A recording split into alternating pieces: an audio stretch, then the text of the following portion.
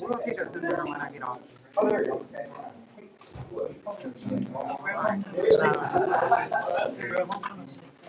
don't know, it ain't started.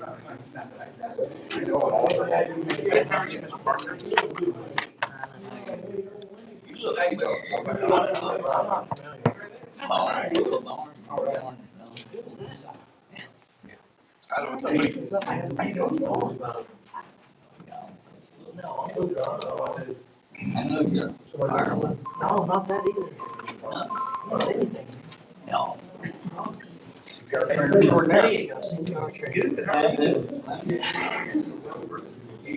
Yeah, that, whoever that Hank Williams guy is, sure is handsome. That's why. You live. Oh, John. John. John's fine. Yeah, John. He was funny.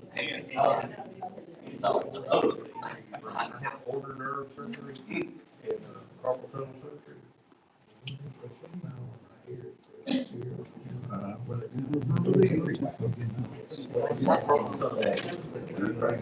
There they are. Well, some things got moved around. Because we left this morning, went up there, we were supposed to leave there and go do some things. But she felt guilty of not being here, still moving some stuff around.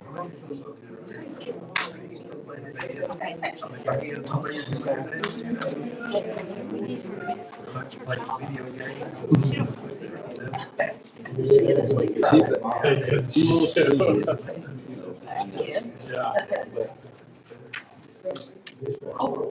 We moved a little bit further around. He turns 20 Tuesday. Oh, So he's had a birthday. yeah, he's leaving the things and Yeah. we might, done some stuff with him. No, he works for Kelsey. Oh, then. Sorry, he works for the fire department in Kelsey.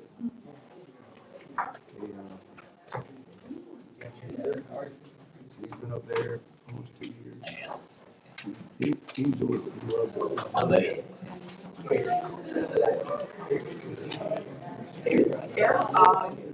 He's not out of town, just got back tonight, so I don't know whether it's. Everybody wants to know that same question.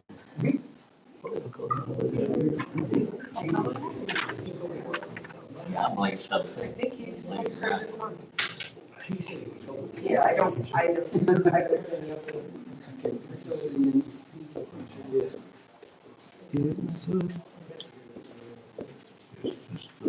Bare necessity.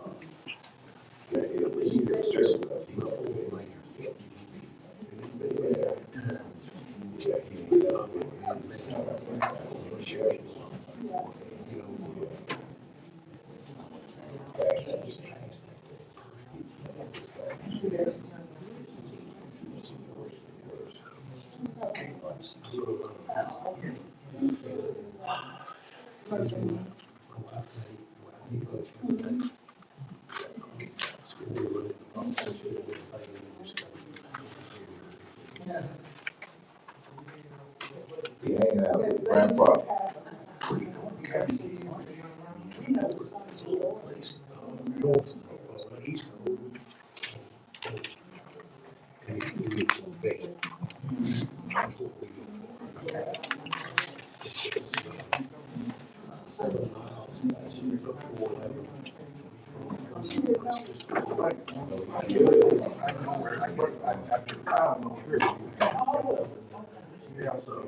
They usually have 5 or 6 different days, a couple of different meetings every day.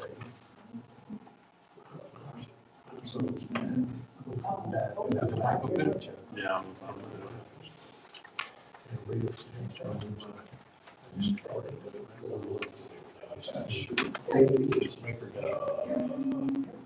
Started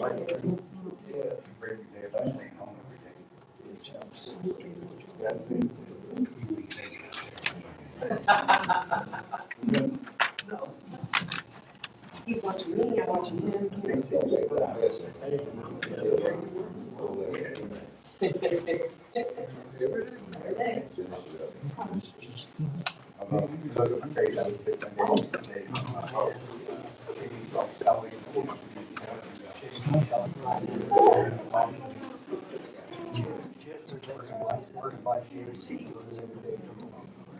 you know, I don't live in Houston, I have a big responsibility to something.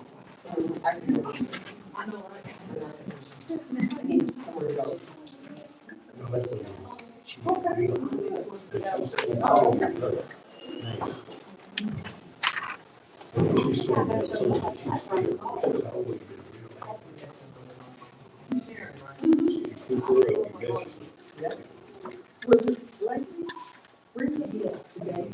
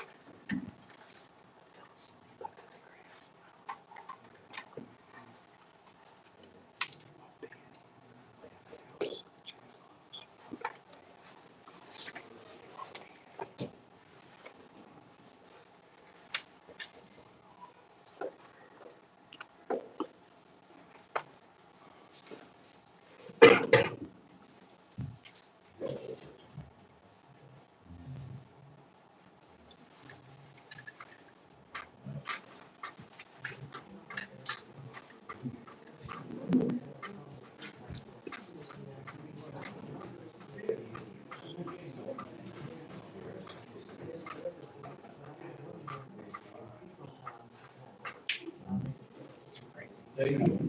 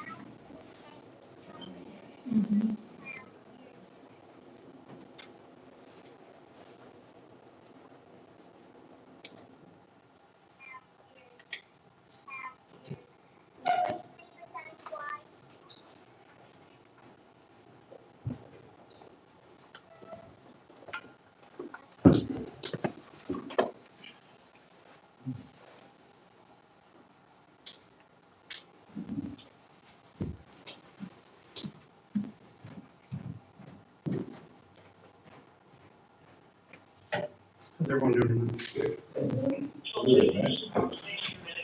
Thank you all for making time to be here. Appreciate everybody. We'll get started in just a minute or two.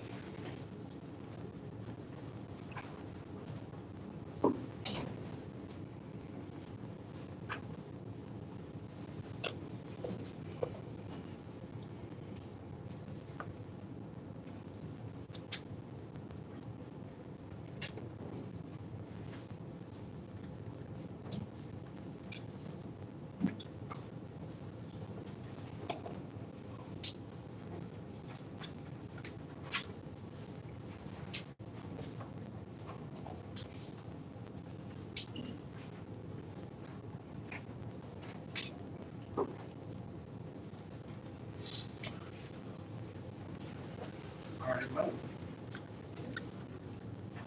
The time 6:45, I'll call this special call work session to order.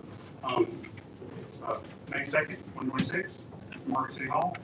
So this is a specially called work session, And the purpose of it, the work session tonight is to review the items listed on the special agenda, receive updates, ask questions, and prepare for the regular council meeting directly to follow.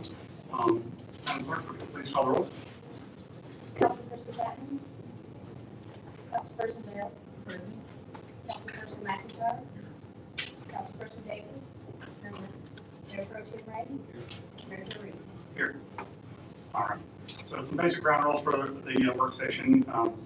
Just want to set the expectations about this. And so this portion is really for discussion, questions, clarification. No formal action usually takes place in no formal action takes place in a work session. And so unless otherwise clearly and lawfully taken into open session. So we'll stay here on the posted agenda and keep comments directed to the issue before us and maintain order and professionalism. So we're going to start off with the financial update. And so jumping right in. So essentially, when we came into the city, like there's been a lot of questions about how much money was there and how much money we had. And so this is a indication from over the years of New England Council, basically year-by-year snapshots of how much funds we had. So starting in 2020, the general fund had about 1.3 million, while the public works only had $450,000. So together 1.79 million. Over the years, you can see it creep up to where by 2024 we had $6,600,000. Right before the election, there were a few new bank accounts created at the bank, and there were some common account numbers, and it caused some of the reporting that was given towards the end of the last administration to be overstated by about $500,000. And so, but you can see that these from previous reports, this is where our cash was previously, and this is so that no one can say they didn't see it. These are the total balances in our separate bank accounts we have today, and these are summed up, but we'll go into it a little bit more here in just a moment. But these are the actual snapshots minus the account information from where we are today. We're in the process of moving from Truist to Metro Bank. Just so everybody knows, we were paying between $1,000 and $1,200 a month in deposit fees and other bank fees at Truist, and they were just killing us on like unnecessary cost, and we were getting pretty much zero interest.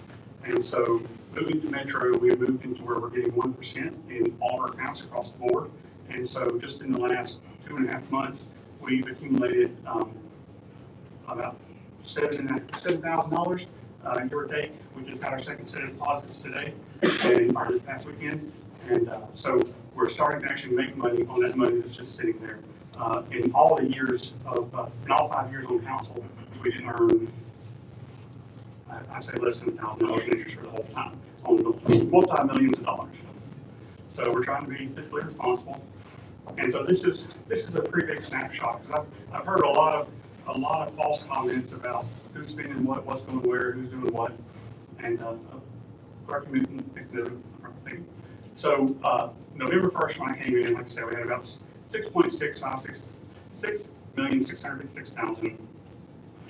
After November 1st, we ended up paying several hundred thousand in what we call holdover bills, things that were approved by the previous administration, and many bills that were 60, 90, and more than 120 days past due.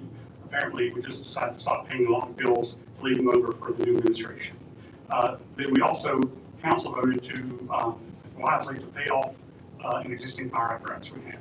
We were going to end up paying $200,000 in interest over 10 years on the apparatus when we had the money in the bank. It wasn't earning no interest.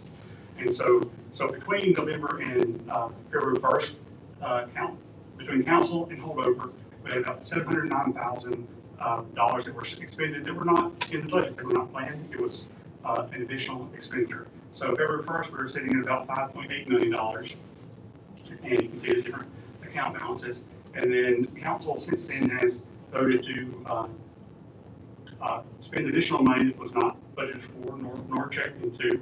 And so we paid off the other half of the fire truck. So that $356,000 for the fire truck, the new police station, multiple set of fees for the police station. We added 5 employees to the public works department, and then approved some road repairs, new truck and a trailer, and there were some additional payments on the holdover for the Wilson Park, and I believe one additional payment for the Brookhaven Drive project. I believe both of those are near completion, but there may still be a few more invoices coming. And so right now, we're sitting at 4.724 million, but we've also had many of the vehicles that were ordered right after the administration came in that have just arrived, and so the checks have just been cut. And so those were big expenditures in the budget, and so those will level out over time. But we're pretty much on course as far as the budget is concerned, except for things that have been approved above and beyond what was in the original budget and plan. And so essentially, I've heard a lot of complaints, a lot of questions, a lot of pushback. And so we've had new spending approved by council. We've had costs that were added outside the budget. We've had an expansion of services and an entire new department. And then operational obligations obviously continue to increase year over year. The budget was originally built around the 2024 audit, and so it was based on 2-year-old numbers basically, and 2-year-old actuals. And so, I've heard quite a bit lately that we didn't sign the check, we didn't sign up for that. But when council votes to take action, the mayor executes that action, and so if you create the cost, you vote on the cost, you voted to do the action. We all share that same responsibility. And then, so again, we've hired some new employees. They're obviously, as I mentioned in the previous meeting, when we came in, many of the departments were missing a good many of the basic tools needed to run their departments. Public Works didn't have chainsaws, they didn't have a functioning lawnmower. There were so many things that our departments didn't have that they needed to do their day-to-day jobs. And so, I believe I touched on this before, but a budget is simply a plan. It's just taking money that you know you have, basing it on expenses that you anticipate, and it's not a rock solid thing. Things change, things shift. You make adjustments, and then you go to modify the budget to accommodate those changes.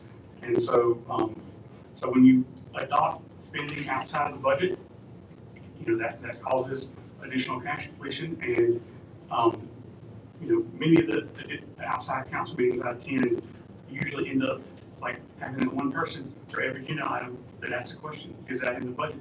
Did we budget for that? Where is that money coming from? That's a common question repeated on most regular council meetings. And so again, the budget's the plan. Council approves the spending of the budget. They create the financial obligations. The mayor executes it and manages the day-to-day operations. So just to be very clear about that, council approves the spending, council approves the budget, which creates the obligation and the plan to pay the bills and to execute those budgets. That's departments, staffing, tools, equipment, everything needed to run those departments. And so the mayor then executes those obligations and ensures that day-to-day operations proceed, the city runs efficiently, and that the essential services are maintained. So historically, before November, council never had a budget. And so there's a tremendous amount of spending without council approval and knowledge. And there were no checks and balances in place. Council couldn't receive any financial information, even when requested. And I believe the annual audit was the extent of my regular financial reporting. So with no plan, those actions have consequences. So here is another 5-year stretch of the actuals. These numbers are pulled straight from the annual audits. I'll let y'all take a moment to look over those. And so GF is the general fund, and Public Works is the utilities, water, and sewer.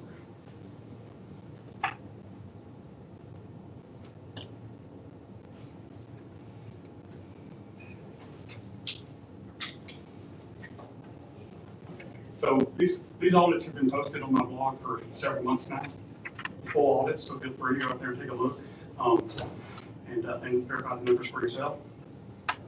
Here we have the sums of those audits, so our sums of those numbers. So 2020 total revenue is 2.6, total expenditures 2.2. Therefore, we had a surplus of 345,000, and our total debt at the time was 2.4 million.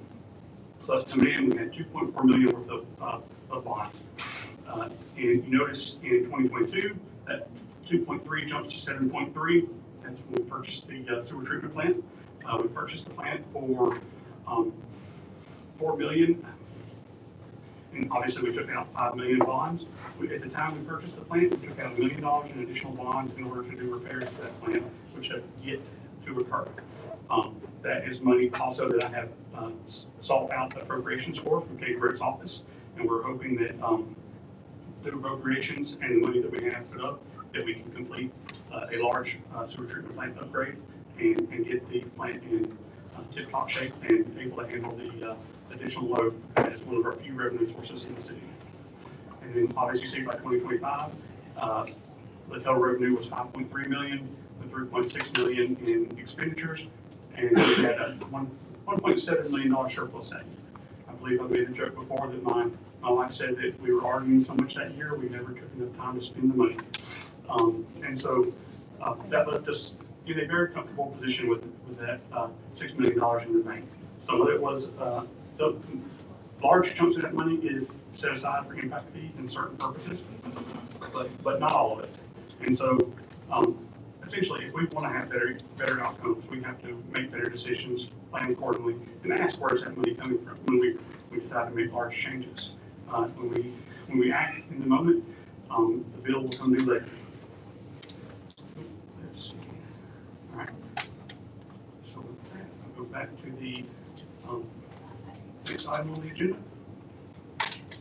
which is we're going to move the public comment up to the front, and so I'll now open the floor to anybody who has any public comment, and you can approach the podium and sign the sign-in sheet. And you're welcome to address the council.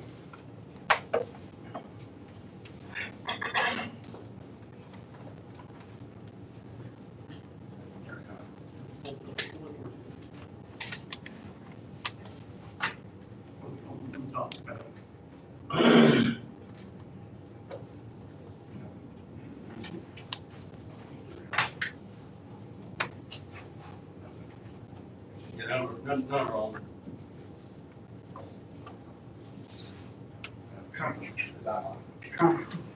I'll speak loud after everything here. Oh, yeah, it looks like a Yes, you want to?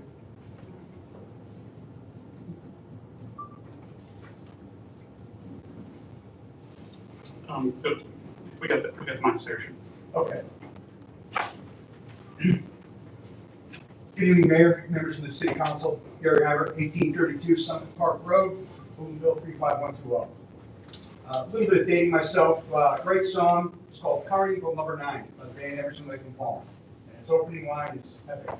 Welcome back, my friends, to the show that never ends. My first point is the one of urgency.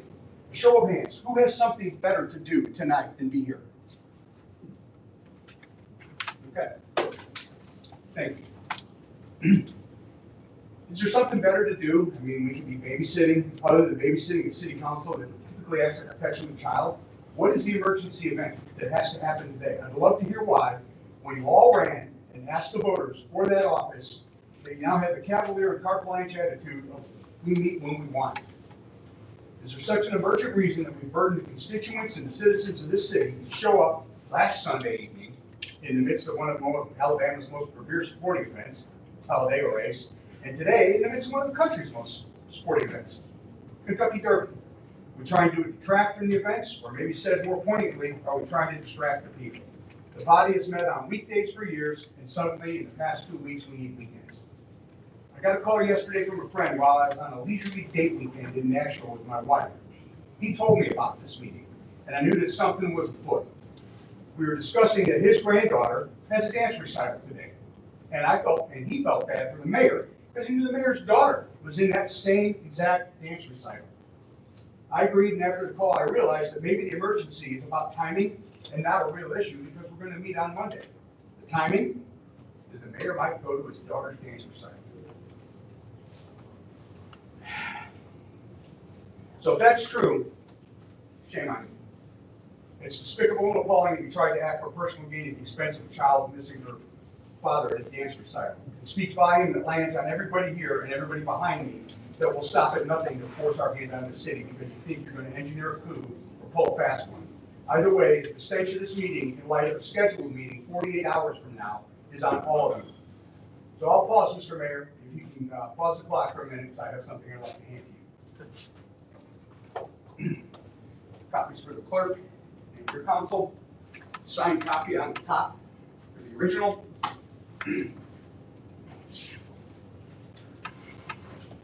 What you have in front of you is demand for city records. Just copy for everybody. There's a copy for everybody. Feel free to share.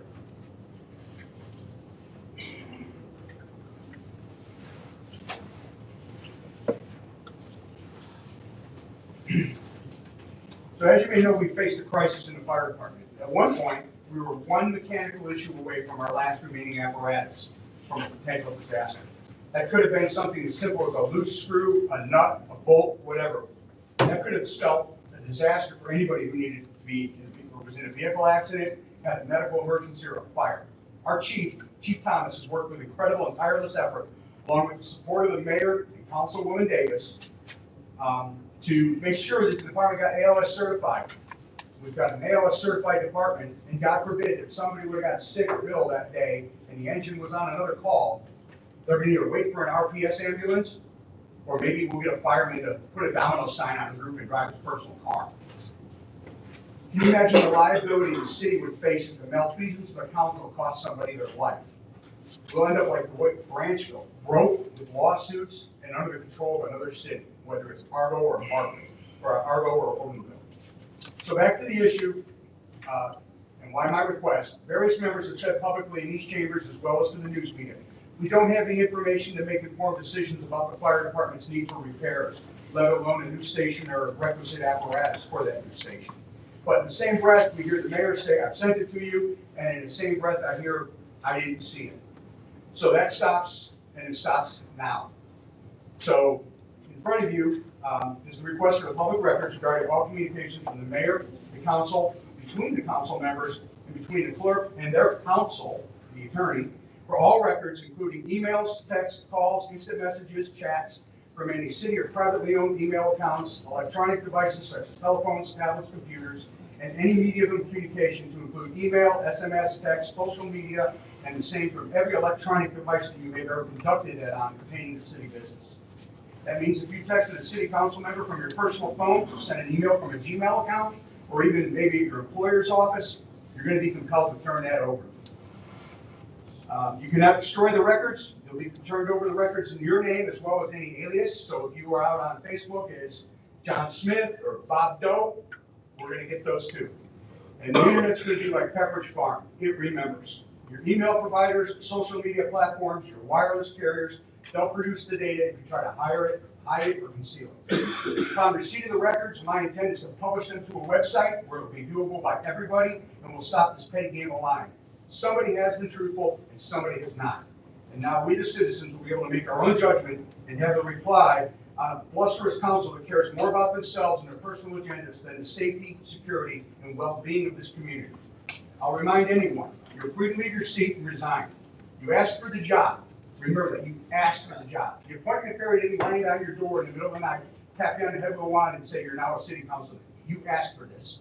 And yet here we are, 2 days shy of 6 months, 2 days, 48 hours. Monday will be 6-month anniversary of your inauguration. You all raised your right hands, you swore an oath to protect and defend the city, state, citizens of Margaret, and yet we're as unprotected as one screw, loose nut, or loose bolt on a fire engine. And still, no clear leadership, and importantly, no concern for the betterment of the city. The lack of judgment and concern is crippling the city, and the council acts like Nero, fiddling like Rome burns. Hence why I'll now refer to the 5 of you as the Quagmire Quartet. We're stuck in the mud, going nowhere. Thank you. Thank you very much.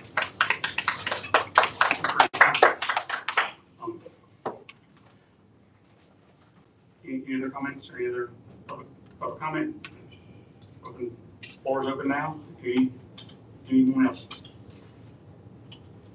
I will say that, like I did send a request asking for these items that were requested to be moved to the Monday agenda and was denied, and so appreciate your time.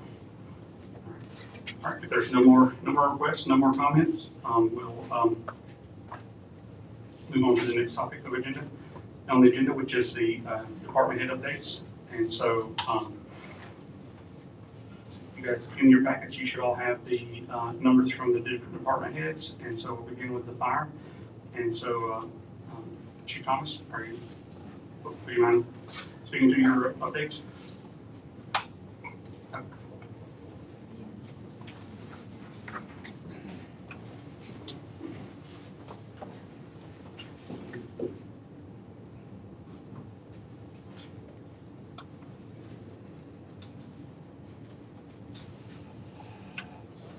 I can read them off and you can answer any questions. So, okay, fire department had 70 calls in the month, bringing the total for 2026 to 280. And in the month of April, they became fire department became ALS certified, which is a huge accomplishment. They've already been using the ALS services on a few patients. There's a portion of turnout gear for the new employees has arrived from the Sun Belt. The firefighter paramedic Tyler Chancellor has been named as the interim lieutenant for the open and sea shift. And the mini pumper was experiencing brake and wheel issues, and those are being repaired. Engine 771 has been repaired and is back in service, and estimates are still being collected on the 3 other out of service engines, and options on how to move forward with the assessment. So estimates have been collected. You have any additional detail to the maintenance? We've already talked with 2 companies with the estimates. We got one more to bid, and put together a plan for what I think we should do moving forward. Well, I would say we consider trading in towards the next one or whatever. There's some options. All of the options for Graham's engine aren't great for usage or value. So the engines are all, the 3 that are running now are all 20 to 30 years old. So we repair them with the intent to sell them. The resale value will not really increase much compared to how much investments. So far, what I'm getting from estimates. I think a good option might be to sell a couple of them as is, with the intent of repairing the best of the 3. And that way we have one that we use, and the other 2 as is. We'd like to pay for the cost of having some. That still leaves us with 3 engines. And we think with our intent to hopefully open a new station, we will need to quickly invest in 4 2 per station, 1 frontline and reserve. Do you think we could get an updated estimate or quote on something similar to what Mr. Davis brought for us a couple months ago? I'd have to look at that. I have to say that tonight. But, Okay. I think I'm not sure if we can reach out to Fouts, company he's talking to. It's possible that we might hop right back into it. Because he was specking out that engine. This wasn't one that was used or off the lot. So this was going to be custom made for us. So it's possible that we might get back into the talks with them and look at that again. There were a couple of vendors at the conference that had, I can't remember which one it was, they had a couple vehicles on, ready to go, but they're going to contact us with and give us some more details on them. What's that? NAFCO, okay. I've got a couple, they're always gonna have some not ready to go. And while that's convenient, each fire district has unique challenges. I do think it's important to those, looking at what's right for water. We need one with plenty of water, but we also need one that is able to navigate the roads easily, because of the size of our streets. Anyone have any more questions for the? So we brought up that we were getting quotes from some that don't turn out here, and we're gonna bring it back to us. And now you're saying that we've already ordered it, is that correct? Correct. Who approved that, we know? It's that we've hired employees that need turnout gear. It's essential for them to do their day-to-day operation. That was the question I was asking. Well, that's the answer to the question you're asking.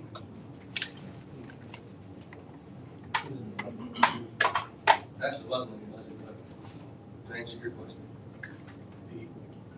The cost of hiring employees to provide them with gear to do their job. That's not what I'm asking. What I'm asking is who approved the purchase? It is in the budget. There's a line item for turnout gear in the budget? It's equipment. There's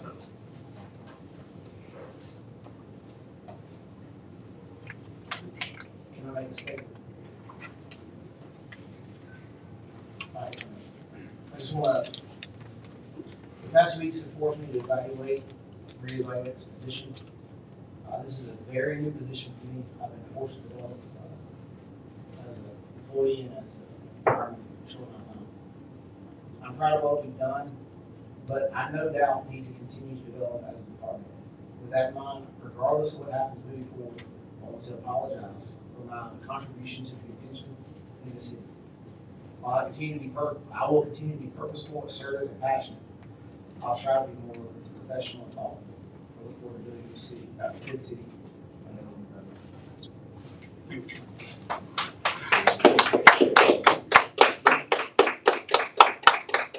Next up is our police department.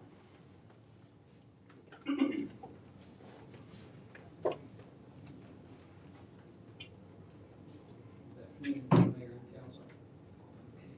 So first, I'd just like to add that, so we are operational at the new facility. We have internet, all the technologies up and working here. We're coming up this week. We'll be online with central dispatch so they can direct calls through the CAD system to our patrol car.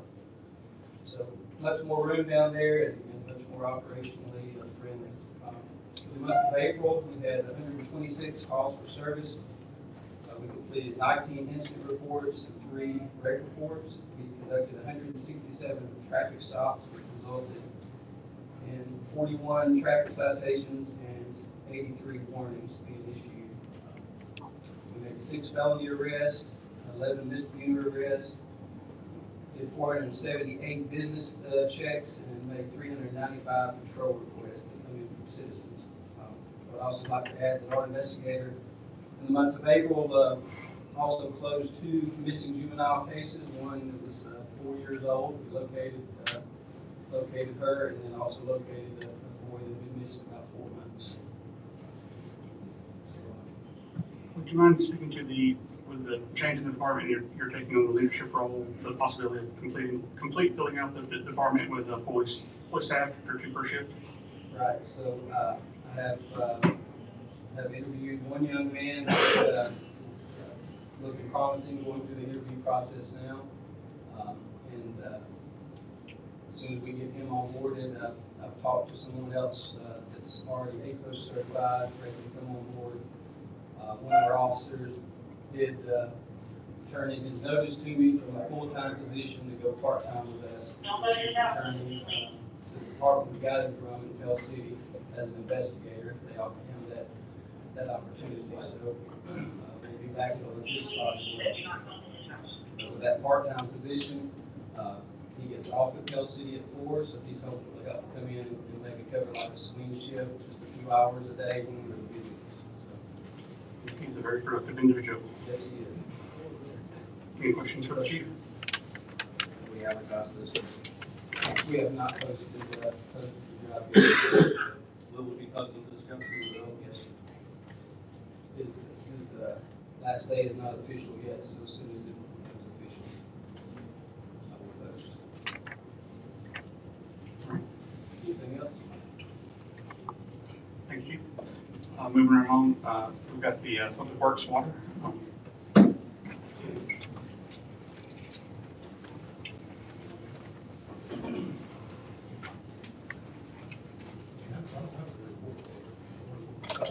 The council has it. It's got the monthly billings.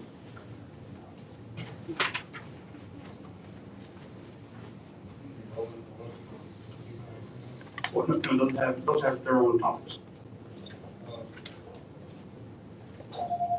Having both departments going, we've been fixing roads, picking up trash, cutting grass, right aways, the water and sewer side, fixing,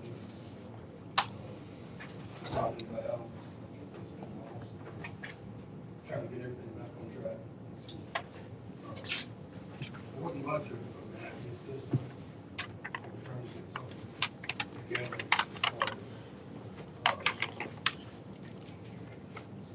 paper so we know where.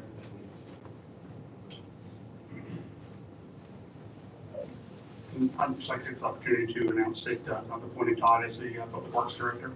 He's been doing the job for 6 months, as Mr. Henry pointed out to us, and he's running 2 crews pretty effectively from a overview perspective, and so I've appointed him to that position. Thank you,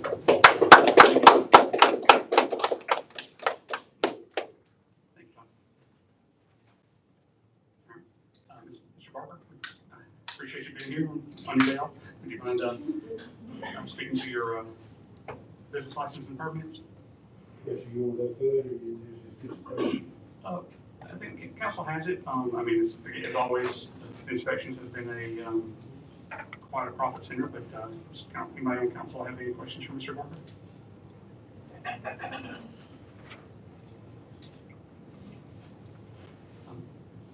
Not diving into it, but we've been looking at some software solutions that might help the department and help the citizens and the department to actually be more efficient in actually the permitting process. Basically, where it could be, they could have the possibility of taking the business licenses on the scene rather than having to hope that a contractor comes back to City Hall and pays it. But also, it could possibly allow residents to submit issues directly in the app, so that it would the work orders would be created automatically. We'll be presenting more information on that probably the second meeting in the month. All right. If there are no questions for Mr. Barker. All right. Thank you, Mr. Barker.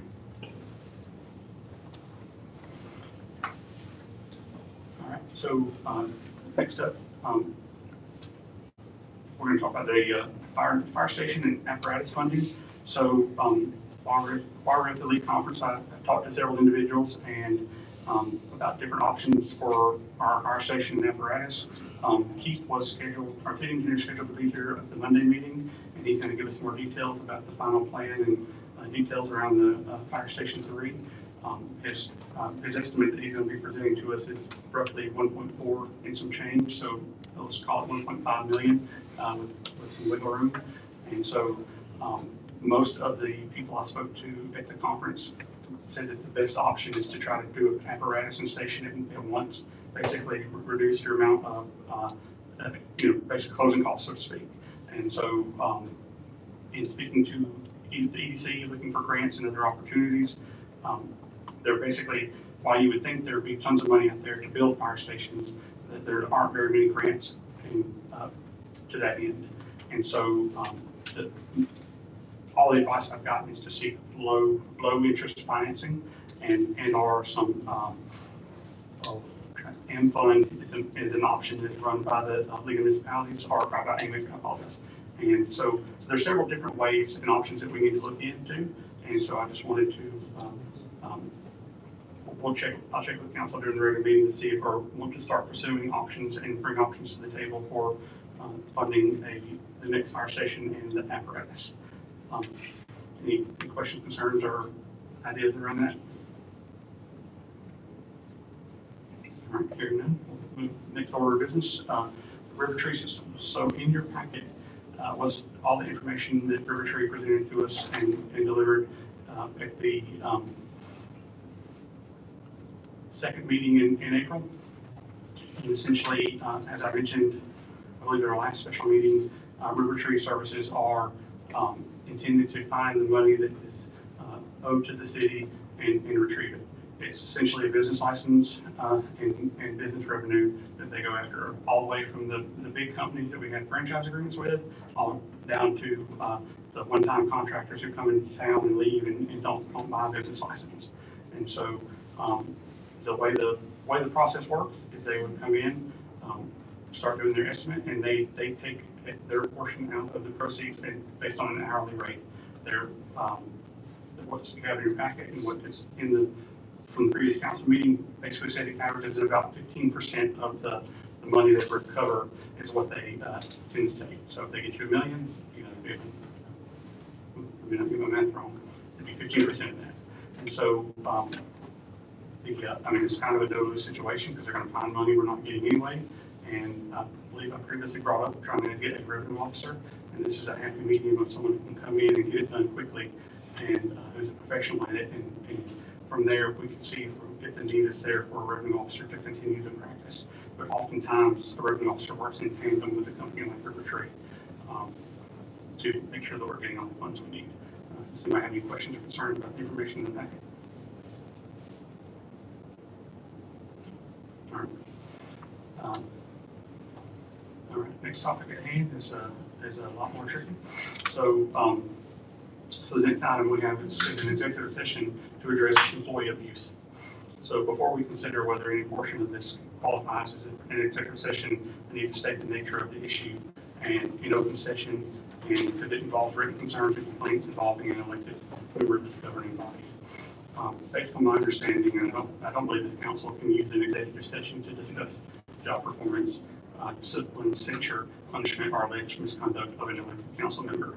So if the city attorney advises that there's a limited attorney-client legal advice issue, it needs to be discussed in the private executive session. I would ask that we strictly limit this executive session to legal advice. So any deliberation, direction, and motion should occur in the open session. And so to frame the issue, the city has received multiple written complaints and concerns from city employees regarding alleged conduct by Councilman Ray. These include concerns about confrontational conduct towards employees, disruption of city operations, and contact with employees outside the appropriate chain of command. I'm not raising this as a personal dispute. I'm not asking the council to conduct a public trial tonight. I'm raising it because the city has an obligation to maintain a safe, orderly, professional workplace for the and protect the employees from the intimidation, interference, and preserve a lawful separation between legislative and oversight of day-to-day operations. The written materials include complaints from multiple city employees alleging confrontation and hostile conduct. One complaint states that they were previously submitted a formal complaint and about the hostile work environment and later requested acknowledgement and action steps, and they weren't received. Another written statement describes confrontation between after a March 16th council meeting. It includes some witness statements. But I also need to disclose that this issue is not just limited to employees. I have actually personally experienced 2 aggressive confrontations involving Councilman Ray. In both incidents, the city attorneys were present. Some council members were present.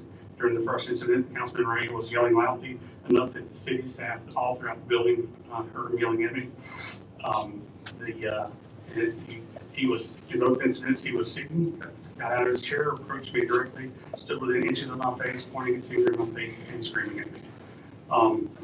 During the second incident, the conduct became physically intimidating. His nose was hitting my face, and he made chest-to-chest contact while continuing to yell. And based on his conduct, proximity and escalation, I believe that he was attempting to provoke me into a physical altercation. I'm placing this on the record, just so it appears that it's part of a broader pattern affecting employees, department heads, city operations, and the ability of this governing body to conduct business professionally. So because Councilman Ray is an elected official, I don't believe we should discuss his job performance, discipline, and censure in a private executive session. But at this point, I would ask the city attorney his opinion on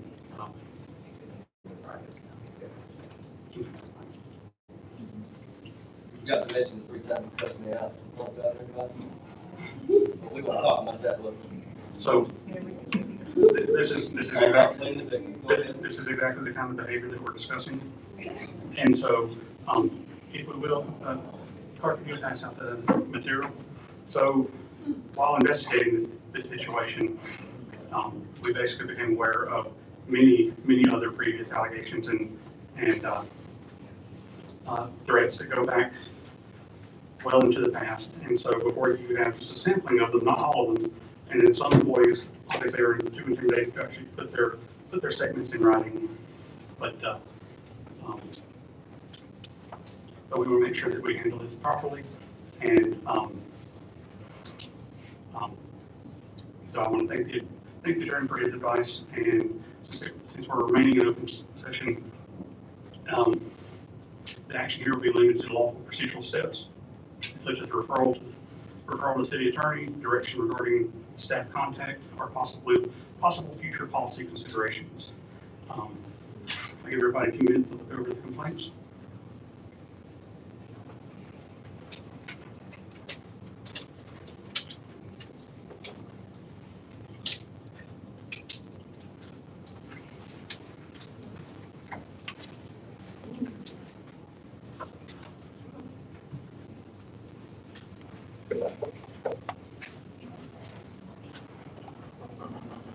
left out a lot of stuff in here. You left out the portion with the fire chief called me and Councilman Chapman idiots.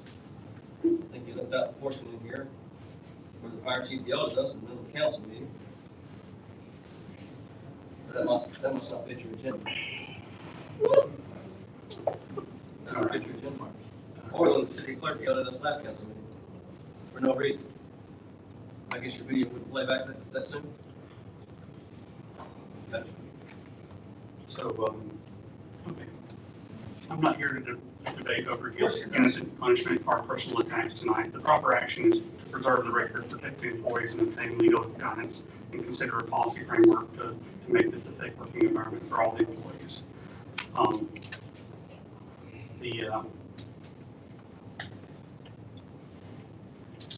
Give everybody a few more minutes to review.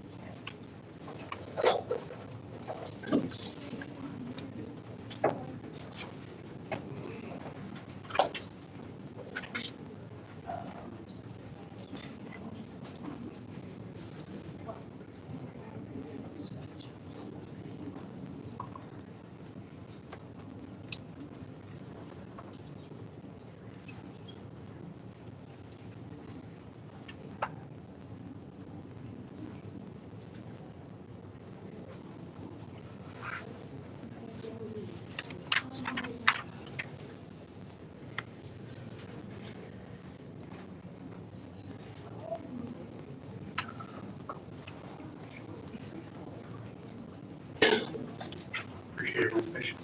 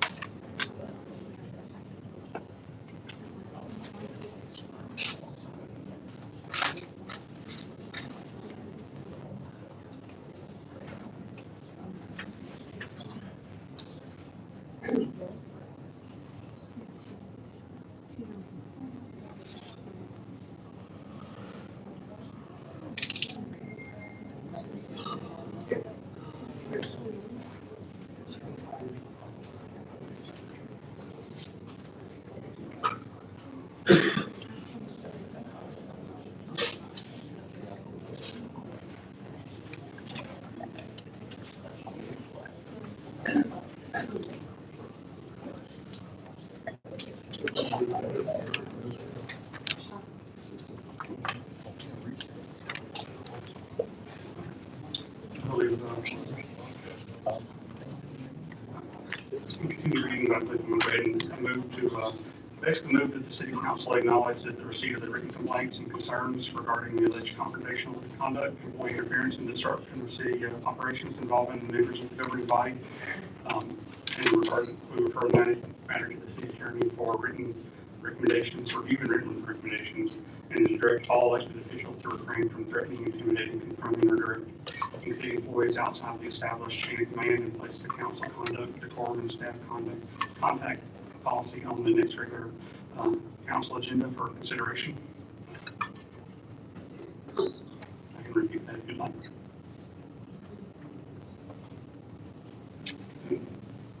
I move that the council acknowledge the receipt of the complaint and documents, and that we turn it over to the city attorney for review and written recommendation, and direct all officials to refrain from threatening, intimidating, confronting, and directing city employees outside the chain of command, and then place council conduct, decorum, and staff contact policy on the next, let's say, the second meeting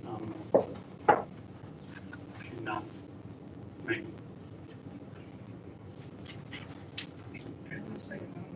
Plus, again, I made a motion, just looking for a second.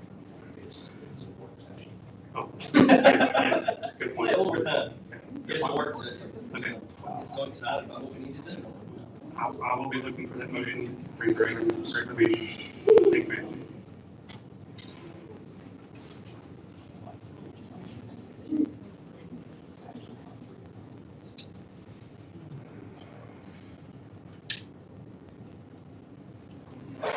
Next topic was, you know, All right. We'll go ahead and move on to the next order of business, and it's going to be ratifying the fire department updates from February. So these have been laid over for quite some time. It was acknowledging the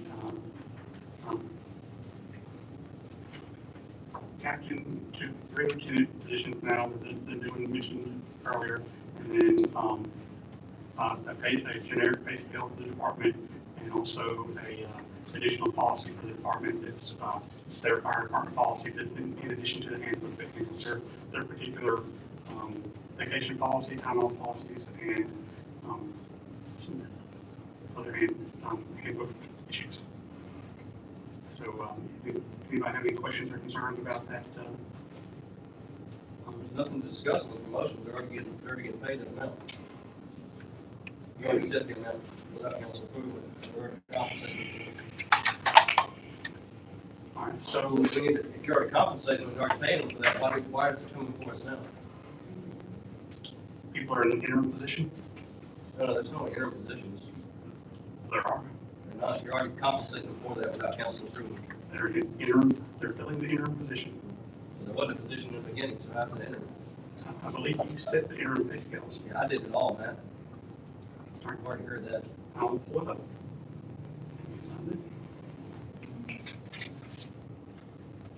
Is there any other questions, concerns, or actual productive conversation? It's pretty productive when you're spending city money without authorization.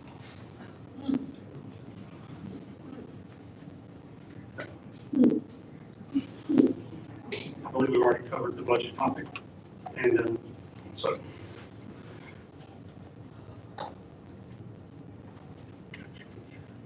All right.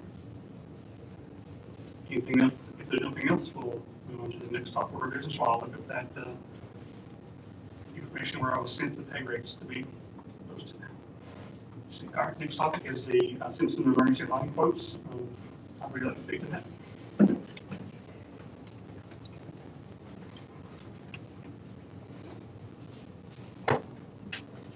I personally emailed each one of those items. So the Simpson emergency lighting quote is we have 6 trucks that are not equipped with any type of warning lights or anything like that. They're on the side of the road, in the middle of the roads, late at night. So I would like to get the warning lights put on, strobe lights put on, for the safety of us, for the citizens and the employees. Didn't we buy light bars for the top of those every vehicle in the beginning? Like the small light bars that plug in the cigarette lighter? I did, when you said something about it originally, I did buy some cheap ones off of Amazon until. Oh, so he ordered you to buy something for that testing program? Well, no, he said that. I'm just kidding.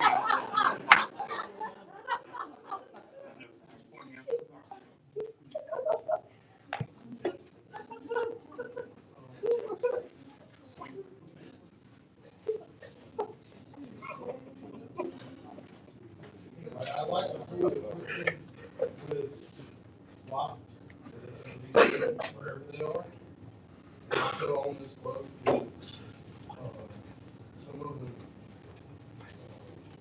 are fully, like, not, they think the window. Other people think it's great. But things were just during the summer, during the heat, they're out working. That way they have a place they can get in the truck, cool off, and check. Some of them on the side of the road, we need grass. There's nowhere to get out of the sun. So that was just something that I would like to do for them.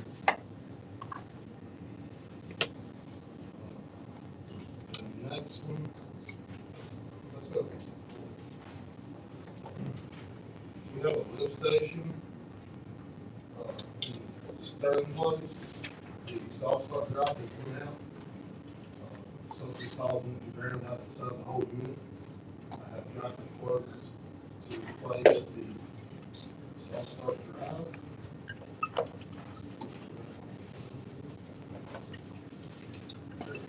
At the cost of $4,854. Also, the pumps are pushing 20 years old and they're those are the biggest pumps that supply the whole. They're the artery of the sewer system. So I also put in here a quote for $2,100. Pull them both out and change the oil. Check for moisture. Preventative maintenance. Water and sewer repairs. I was going for what was important. And then the other quote that I had put in there, I know y'all just got one up yesterday because I received it. But there's also a quote to put VFD drives on the water booster station on Saturday. Right now they're just on hard start wireless. It will help eliminate water hammer. We can flow, based on the flow off the flow rate. Because a lot of that is those valves in the pit are choked down because of having to, we can only take so much water at a time for loading tomorrow. No customers will lose water. So they're very choked, they're just, but they're about close. And this what these VFDs will taste it, where we can open the valves up and let it taste itself. And it will help with filling our tanks up. Help limit the problem taking it with water from them. It's just kind of a smart move. I think that the previous Dakota had quoted it back in May. His quote come in at $27,280. I used the same company and it come back about $7,000 cheaper. I mean, $7,000 cheaper.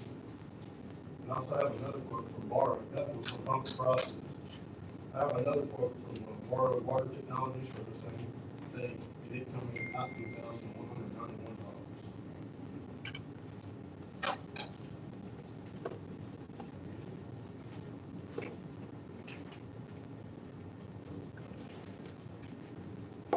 Also, I received quotes. I had 2 quotes about a hydrovac trailer. The only reason we're asking for this is when you get these subdivisions, it's hot. It's 3 down here. And you have to handle it. When you get water and sewer goes in first, everything else goes on top of it. It's, we were digging on Clover Avenue, Clover Circle, and our mains are the 2 fiber optic lines that are about a foot apart. You have the power line, sewer line, and the water line. And the hydrovac, we have a question thing, it uses a high pressure, like a pressure washer. It also has a vacuum, like a big shop vac. You just bust up the ground what you need. It will not pierce the fiber, it will not pierce the gas, it will not pierce the water lines or sewer. It's just a safer way for us to get in there and work. And not, those fiber optic lines are not cheap to repair. You can't depend on the load gauge because everything's on top of each other.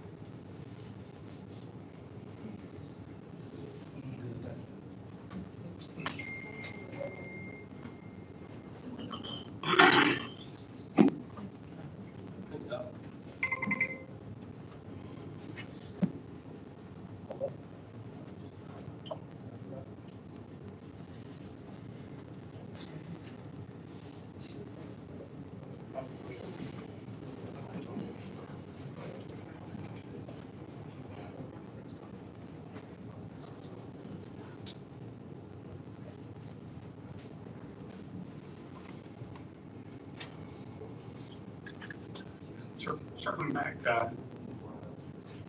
here's the text message where I was given the pay rates that were Mayor Pro Tem would like to see for the fire department, and so this is what was budgeted for. A suggestion. It was put in the budget and approved, so we have all the proof that you set those rates and that you're saying we're not. You said. I checks around here. You do. Circling back to, okay. Moving on to the next topic, the resolution 2026-0402, water tower property acquisition. So this has been on the agenda for quite some time now. Are there any other questions or clarifying points that you made about this piece of property?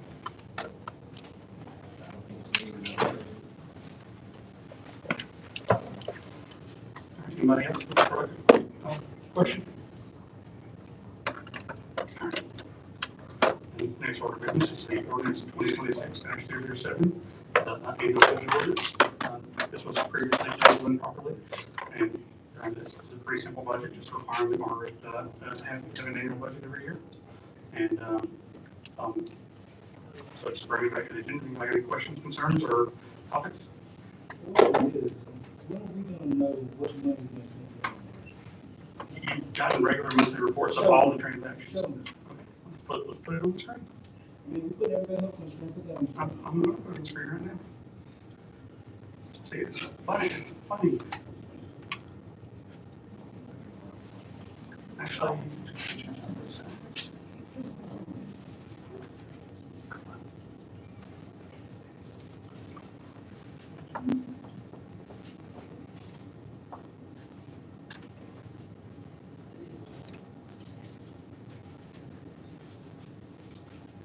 Did you pull up my request for, city financial statement? We did that yesterday. But, we're on the budget topic right now.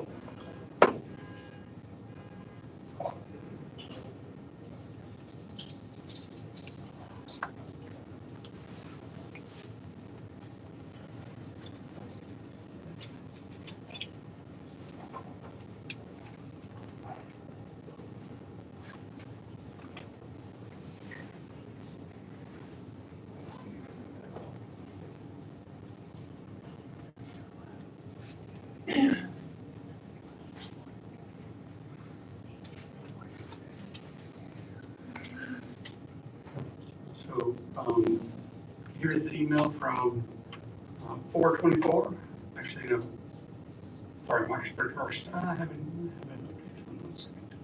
Where I'm giving the updates and then I send the reports. Yeah, I forgot the attachments. Pretty common. And so, here's the follow-up email with all of the attachments. And so, send it to the city council, so this is all of the, this goes to all the different emails. We have the balance sheet, the check detail report, the trial balance, the public works, or the balance sheet for the public works as well, the check detail for the public works and the public works trial balance. And so I sent an update with an email where I tell them about some of the costs coming across my desk, some of the things that are coming. These are not deliberation, this is just sending information to the council. And then all of the financials. And so I believe by the time I got everything situated in January, I started sending these regular updates with all of the information. January, I sent the check detail from October 1st, not just when we came in, but from October 1st, all the way to that date. And since then, every month, I sent all of the monthly transactions. And there was a, as I mentioned, the attacks on employees, unnecessary work on their way. We'll pull up this other request.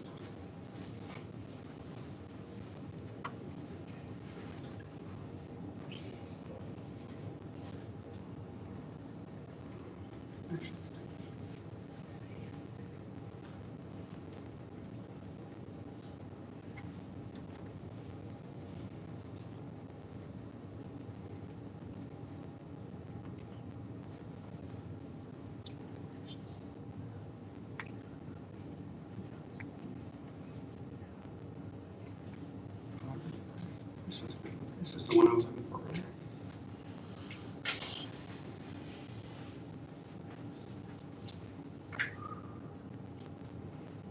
So this email is from 4/24.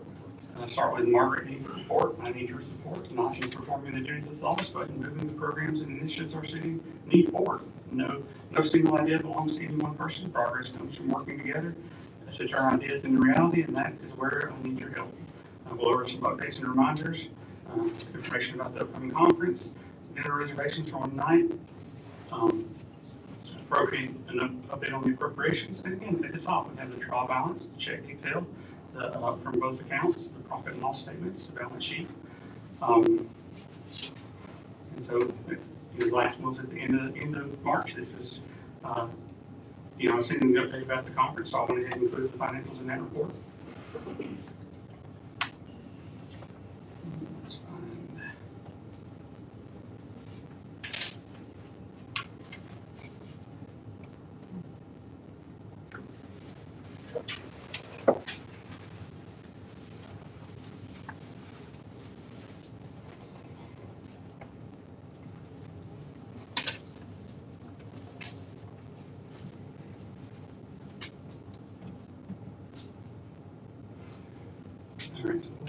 down to the bottom here. And take a drink of water, it's gonna take a moment.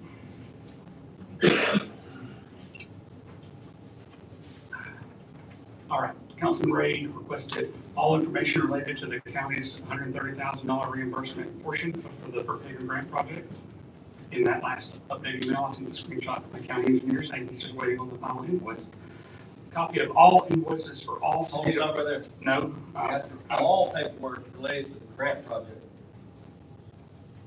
oh, and yeah, for the Brookhaven grant project, timelines when information was received and how it was received. Sent that. Well, that's, you know, you've gotten every check that's been written, and you were here when all the paperwork was handed out. I mean, over time, you've gotten everything that you, Is that correct? well, all right, so. Look at the city attorney's public in So- that email. So copy of all invoices for all city departments from 1/1/2025 to 3/11/2026. So these are the kinds of abusive tactics taken by angry people that are just, they're trying to punish the employees by We're creating. trying to have accountability for city finances, is what I'm trying to do. So employees are given tasks like this that could take weeks, especially when council is well aware that the filing system and the filing organization in the back room is a nightmare, and they are already actively working to clean it up.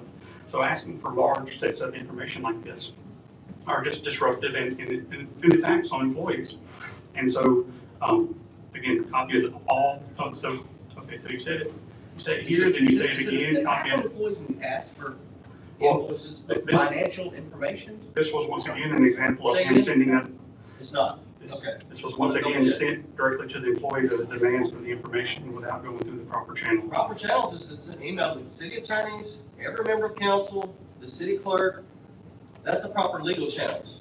We just talked to the attorneys in Montgomery, and that's what they told us to do. But now you're telling us we need to do something different. So what do you suggest that we need to do? The question is, There's no question. no, the policy, we have a policy in place and What's the question policy? that come through the mayor. We did. Did you not get an email? You send it directly to the city clerk You and got they, an email because you responded. I'm about to get to that in a second. Oh. But you copied me, but you sent did directly, respond. you sent the order directly to the city clerk. So copy of all paperwork related to Brookhaven Drive grant project. So that's that again. I mean, he was here when we approved it. Copy of all canceled checks from 1/2025 to 3/11. Again, he's got the check detail report. We do not. We tried to pull it up at the convention, and you know what it said? Check images have been blocked. It's not, there's no check image on the, you tried to click a link in a PDF bank statement? All right, I can't fix that. I can't fix that. So the list, you wanted the list of all city employees hired between 1/1/2025 and 3/11. List of all city employees' salaries from 1/2025. List of all digital payments and transfers since 1/2025. Again, this has been sent every month as we proceed.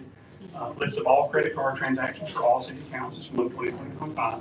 List of all individuals with a city credit card, including cards, including gas card and all transactions from 1/2025. List of all open accounts, all bank accounts, and then the current accounts were established when they were closed since 1/2021, and detailed transactions. A list of who was authorized to sign bank documents. A list of budget actuals from 1/2025 to 3/11/2026. Itemized vendor payments for every city department from 1/2025 to 3/11/2026.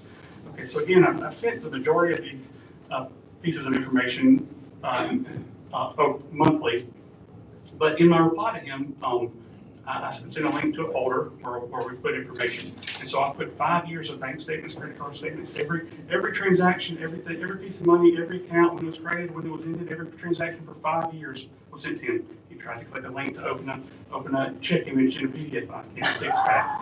I can't fix that. But again, if you have a legitimate question about a legitimate transaction, you have Asked for those. once again, Everything was asked for. once again, we were It attacking, wasn't provided. we're trying to create unnecessary work It's and not burden on. necessary. It's taxpayer money showing accountability and transparency that you ran your whole campaign on, and you have yet to show, and you have yet to do. So having every transaction is not sufficient. It is sufficient, because you know what the Perfect, law okay. says? You heard him, You know you what the heard law him. says? I sent them every transaction, he said it's sufficient. No mayor Point can made. spend $1 without coming across the city council budget or no budget. Oh, that is actually the opposite of what they said. Actually, it's not if you was at the convention. They said, You want us to play the video for you? they said mayor is allowed to spend zero money without council approval or a budget. But if there is a budget or an ordinance allowing the mayor to Without a expend, budget. that is not what they said. That's exactly what they said. All right, we can contact the league and ask that question, but again, the council has been presented with all of the information, and I can We asked possibly them all. present them within reason while we're continuing to work through filing issues. It is not the mayor's personal checkbook, is what it's not. That's funny, we'll get to that in a few minutes. Yes, we will. But, so I replied basically saying, this request is, you're getting the majority of this information already. You have the information needed to find the It took me 2 request. days since that request's been made and the information has not been provided. 52 days and you have not read the original email nor the information sent originally. So, again, my Would you email, like to tell them what you said it was? In the email? When you got the response? We said it was all ridiculous. There's no reason that it hasn't been provided. Right or wrong? it has been provided. We've got the Check paper it. trail. All the information that you sent stopped in January.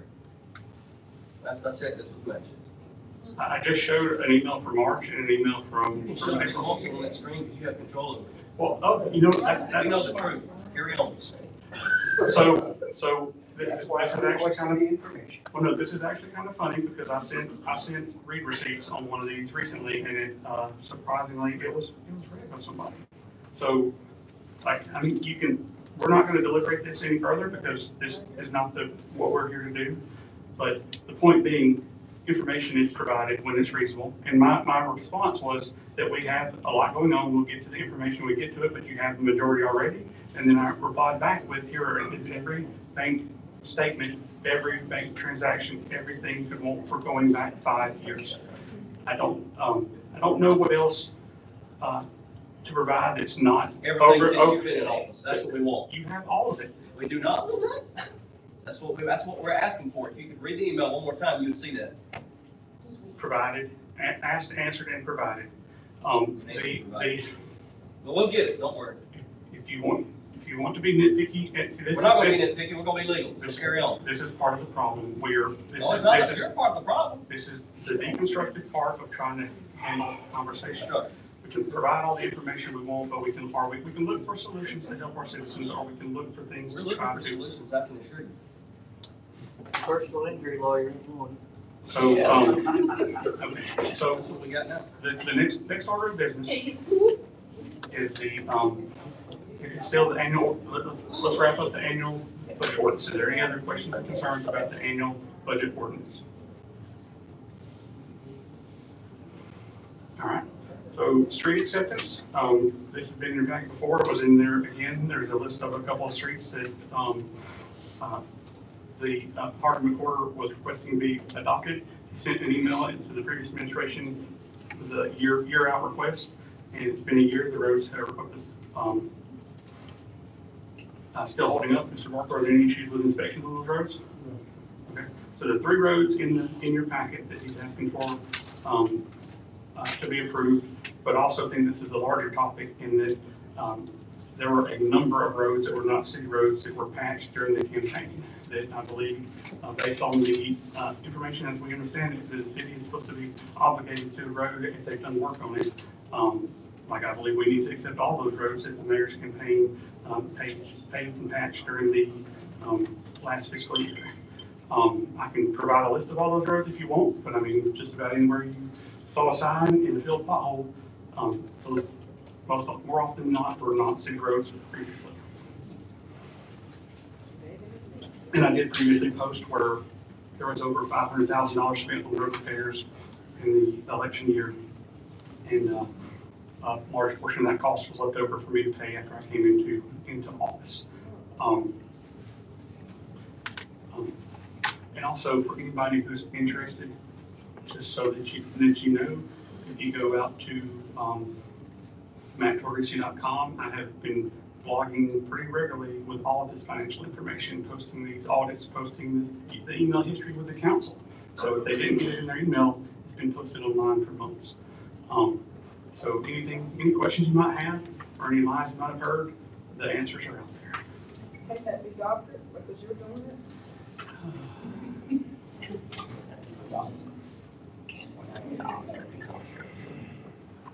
All right. So, all right, move on to the next order of business. And the topic of the additional attorney for consideration for council representation. I don't think, $500. I don't think, I asked for information about these topics and then was provided. So, I believe we need a lot more information about these topics.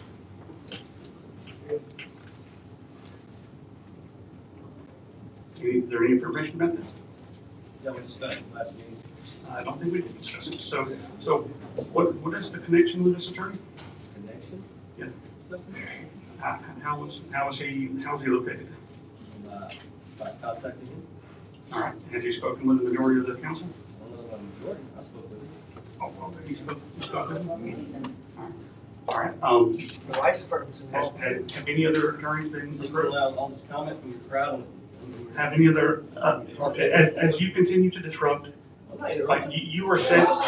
you are setting the standard of respect. So you can either be respectful or get what you Who are you expect. respecting? You're not being respectful of anybody. That's the point.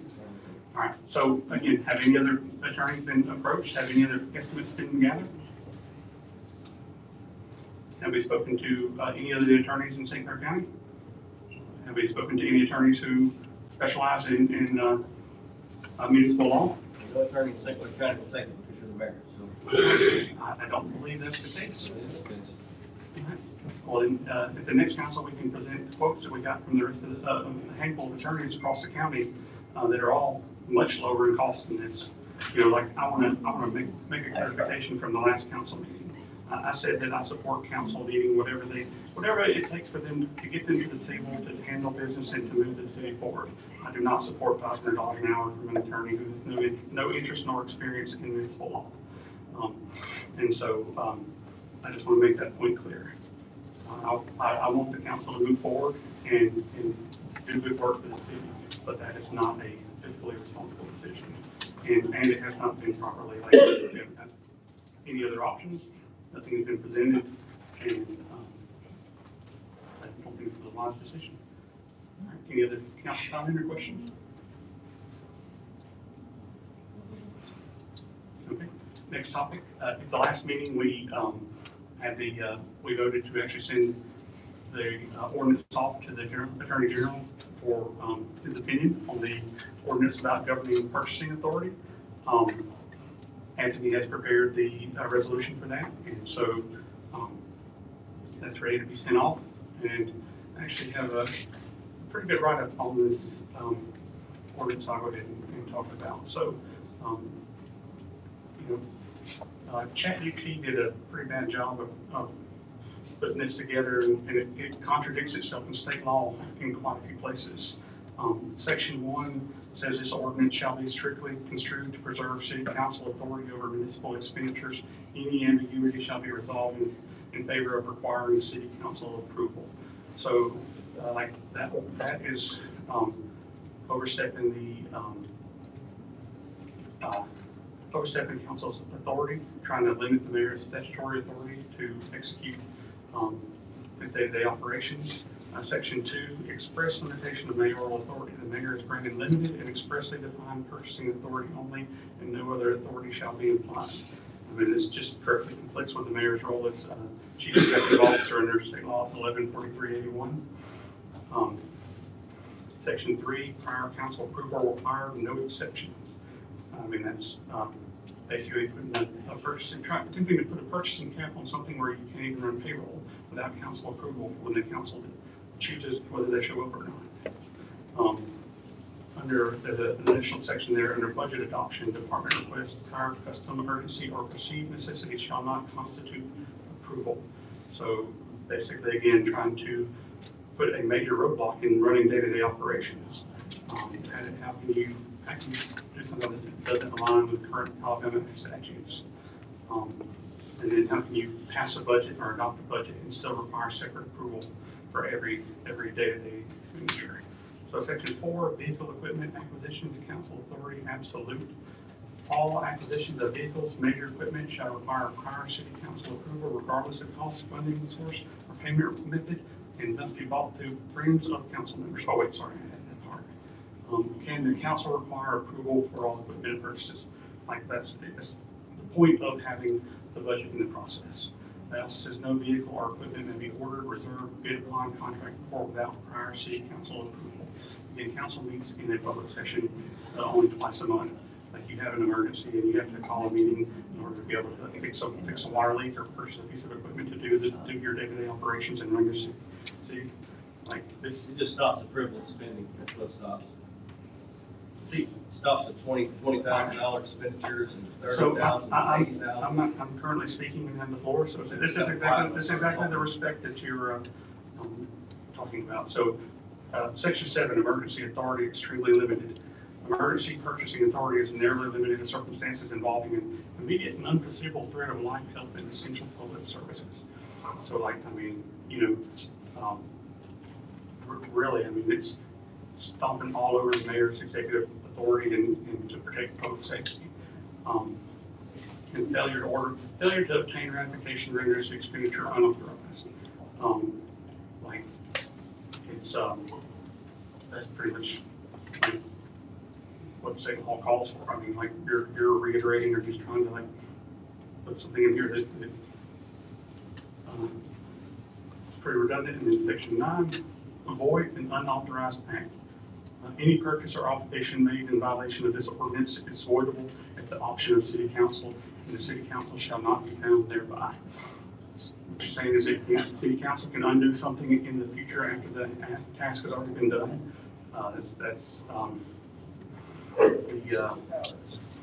It's a little bit, I mean, we can do a lot, but we can't change the past. And then no ratification by silence, section 10. Ordinance tries to imply constructive ratification under the Alabama law, and it really can't supersede our existing ordinance and grants. And I mean, essentially, we adopt our rules and laws from the U.S. Constitution, and then again from the state constitution. We're under Dillon's law. That's how things work. You can pass ordinances that are in addition to and extend said state constitution, but you can't override or change the state constitution. And so this stomps all over that and attempts to strip away the mayor's authority and give it to council because they didn't run for mayor, but they seem to think they're mayor. And so this is why we asked for it to be sent to the Attorney General. But this special meeting was specifically called to put that back on the agenda when we've already requested action on it. And that action has yet to be taken because it was less than a week ago when we've all been out of town. So it's like, how do we, again, this whole meeting, everyone having to be here tonight, is another one of those abusive tactics that we've already discussed earlier. And it's an attempt to pass something in the dark of night when they thought people wouldn't be here to defend it and to stand up for what the people actually want. And so, again, we are waiting on this. We have the resolution now in front of us. We're waiting on this to go to the Attorney General for his opinion. Actually, got to approve the resolution in order for it to go. Again, that is the agenda item on the agenda, So is the ordinance. which makes no sense. All right. So moving on, the ordinance that we're already waiting on future consideration for is on the agenda again. So can we explain why it's on a special call meeting was needed to put something on the agenda?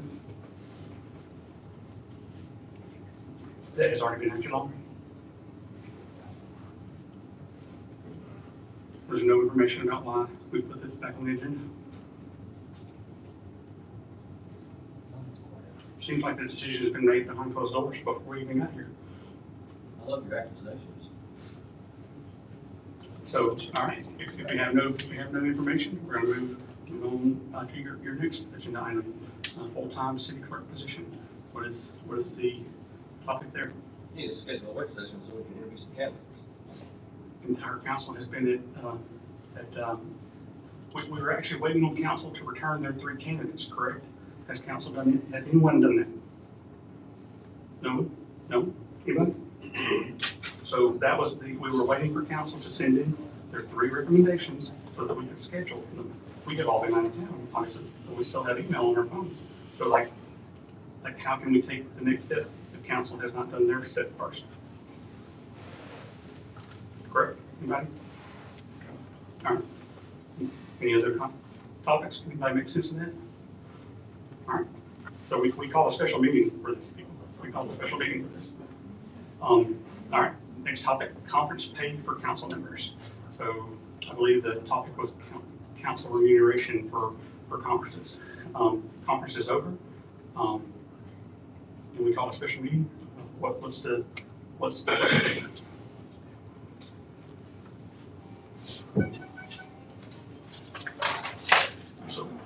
So, all these people who showed up to find out about these topics, there's something, we're not gonna tell them why they We came tried to here. call a special meeting before the conference, but you wouldn't acknowledge it. You diverted it. So what is going on with this topic? Why is it on the agenda tonight? I guess we can discuss it during the work. The work session is for discussing as previous. So what is the discussion? We're waiting. We were brought here for these topics. We would like to know what they're about. Could you please explain what council remuneration for conference is about? Anybody? All right, we're going to wait until we have an answer, because that's what this topic is for.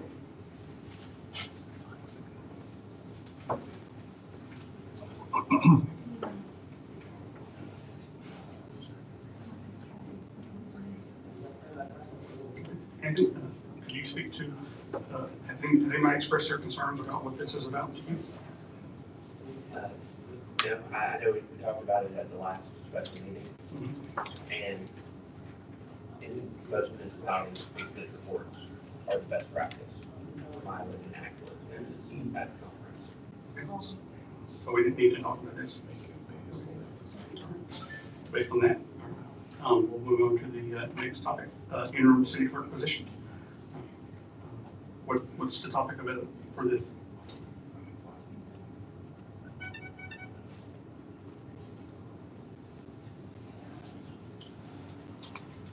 Nobody? Can we all be privy to the meetings and discussions everybody said? Like why we called a special meeting and everybody was wanting to come up here to hear about it? Nothing?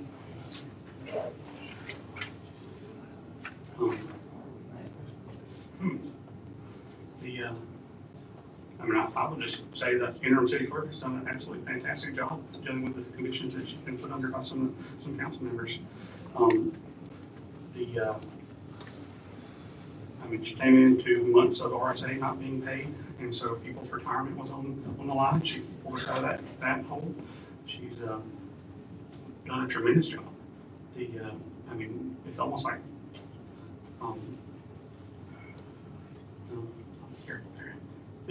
but we've walked into a situation that nobody would walk into. We're attempting to clean that situation up.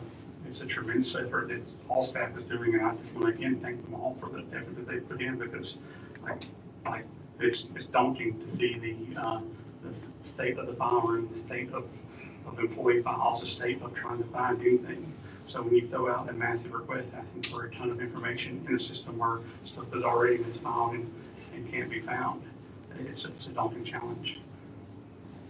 So no indication on what this comment's about? Has the vote already been decided? I'm asking a question. If you got no discussion about a topic that you had all of us come here to hear about, I'm very curious to see if you've already voted on it. Okay. All right. Next topic on the agenda is city financials. What's the question there? So, over 50 days ago, I sent an email asking for city financials, which has still not been produced fully. And there's really no reason for it. We basically found out that since you've been in office, you've spent over $1.4 million that has not come across this desk and has not been approved. You spent it on your own. That's why we won't produce invoices. That's your taxpayer dollars. 1.4 What? million that's been spent Since he's been here? without anybody approving from this desk. So you wanna know what the problem is, the reason why we won't provide documentation that we've asked for in all these emails, that we claimed is ridiculous. The city attorney has even claimed that it's ridiculous, it makes no sense why we won't provide it. 1.4 million from all the purchases you made that has not come across for approval from the city council. Budget or no budget, the state of Alabama says that the mayor is authorized to spend $0 without council approval. So you're misconstruing the No, law. there's no misconstruing. We talked to the attorneys in Montgomery. Can I ask the public a general question? We have no financial information, we've received nothing, but I have a very specific number that I'm calling out. We got We until, have a $5 million we got budget. until the middle of January. That's all we've got. We ain't got February, March, April, none. So you're saying you haven't spent 1.4 million? You've replied. That's not what I asked. We have a $5 million budget, but we're right on cue. I believe I showed all the financials and where we're headed a minute ago. Well, that's what that's a picture you paint. What I'm telling you is, we just spent $22,000 in lawnmowers that wasn't approved from right here. That's not in the budget. I can show anybody that wants to see the budget, I can give it to you. And I can show you what's in the budget and what's not in the budget. For us to sit here and say that everything's in the budget is a lie.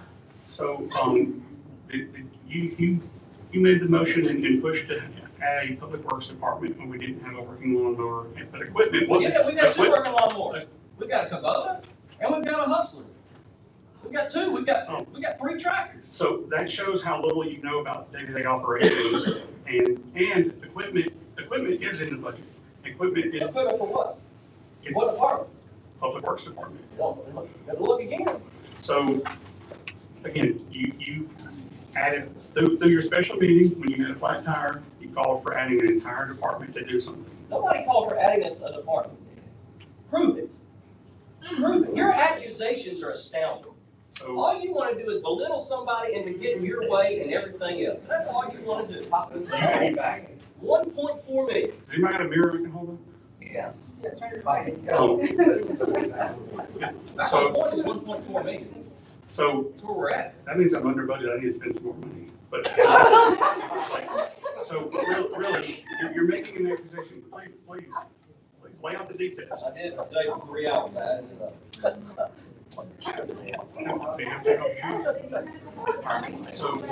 All right, so moving on, if you check out my blog, I've laid out most of this stuff, information. We have a budget. We can misconstrue the law while we're sitting up here all we want. It doesn't change the nature of how city government works and how day-to-day operations proceed. It's like, how can you maintain the roads and grass without the equipment needed to maintain the roads and grass? Now, this first budget, I think, as I said early on, was a very high level, had very high level buckets because we don't know what everything is yet. But we have large buckets for equipment, large buckets for grants, large buckets for several things that catch a lot of things. Why do you bring resolutions to the table if you have permission to spend the money? Things I bring to the table are things that were not budgeted for and council approved. Oh. Did you not listen to my speech earlier about Right, financial? so when those things are voted down and you still spend the money, then what? It depends on the situation. But some things are brought, but the need is there.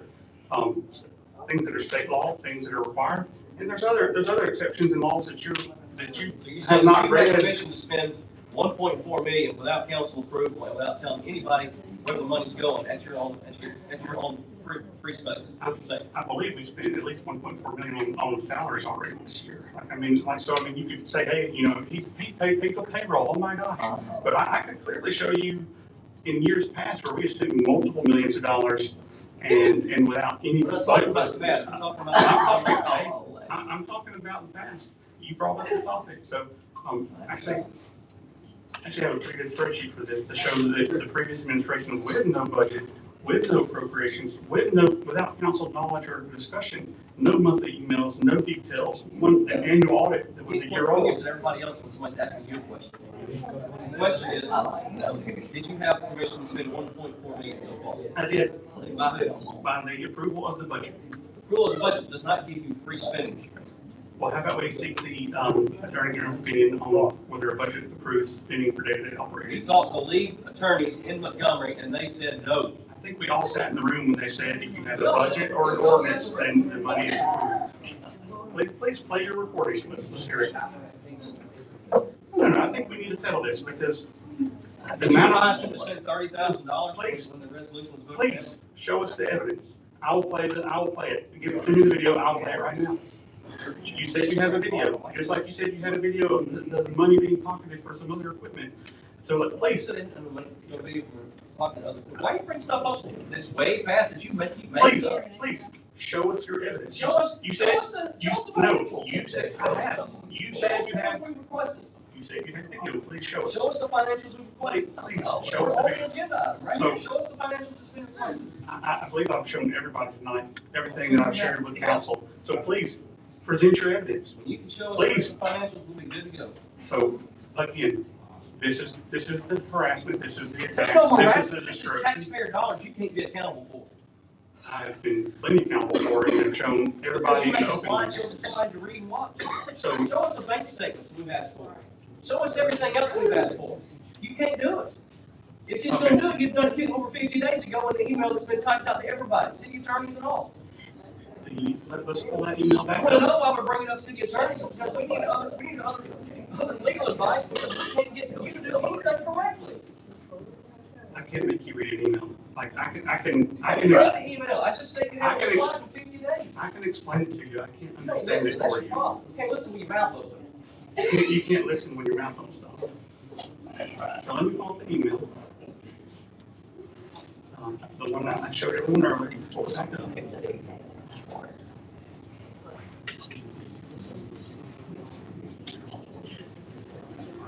Like, please, pull the video while you're on doing this. We kind of play it.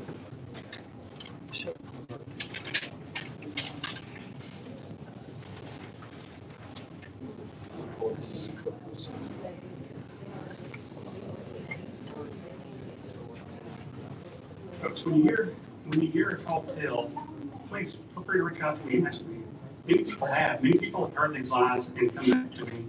And I've sent them the emails, I've showed them all the information. Surprisingly, the public is really good at reading information. So this is the link in the email. This is the link in the email that goes out to the bank statements. Inside the bank statement, here's a folder for all 28 of our bank accounts. Just until January. It's not up to date current information. Aha, I think I figured it out. If you asked a question, you might have got the answer. Some of these accounts have been very new. Metro is a new bank account. We've just moved to Metro. We asked for all that emails too. Well, let me finish. Some accounts were created in September, and there are quite a few things that were done in September just before I came into office that are quite odd, and a lot of people might, want to be curious about, because I've got withdrawals of like 300,000 and then a deposit of 150, but I don't know what in between. So if a bank statement just goes back to January, that means that bank account was created in January. Here you have the capital improvements account that goes back to April of 2020. This has everything I could pull down. Took me hours of work to do this, and he can't even look in the folder. So, like, again, if you can't read the email, if you can't look at the data, then you should probably not open your mouth, because clearly you didn't. That's 2024. We're talking about. This goes back to 2020. Here, let's keep on looking. We don't want that. We want the current stuff in the email that's been asked for. 2024. Keep going. 2020, January 2026. February 2026. I mean, some text files get sorted very odd in the folder, but I mean, February 2026. Let's see if March is in here. I'm willing to bet it is.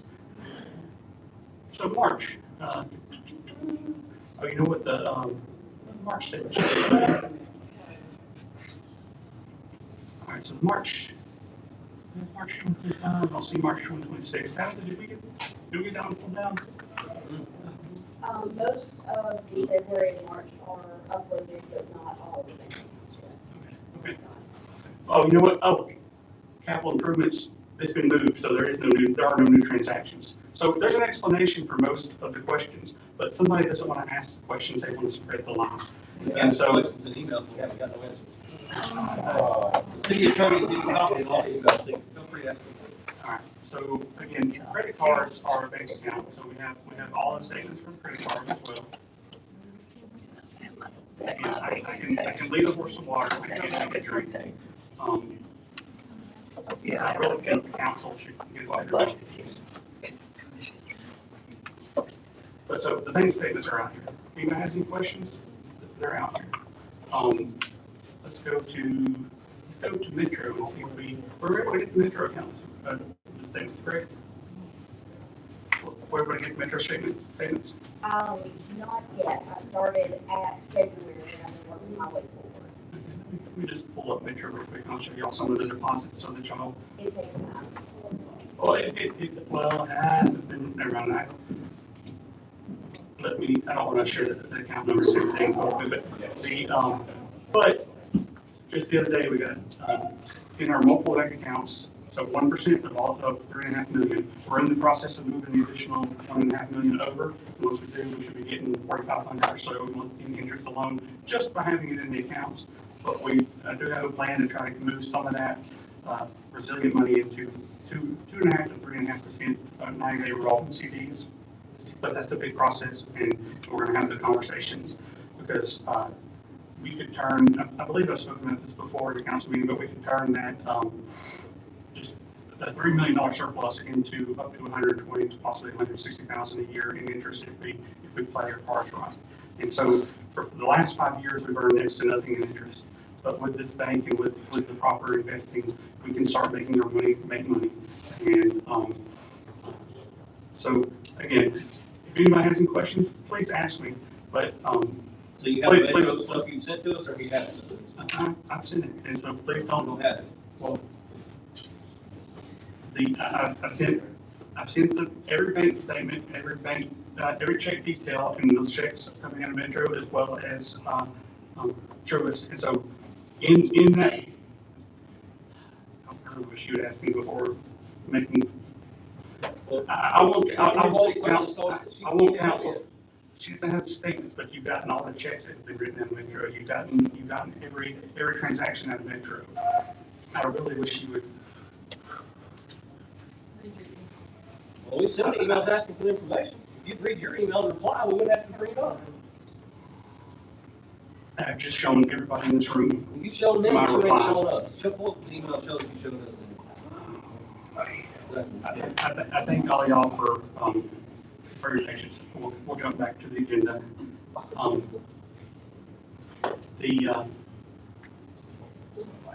right, last topic you requested was the fire department. So, what is the topic on the fire department?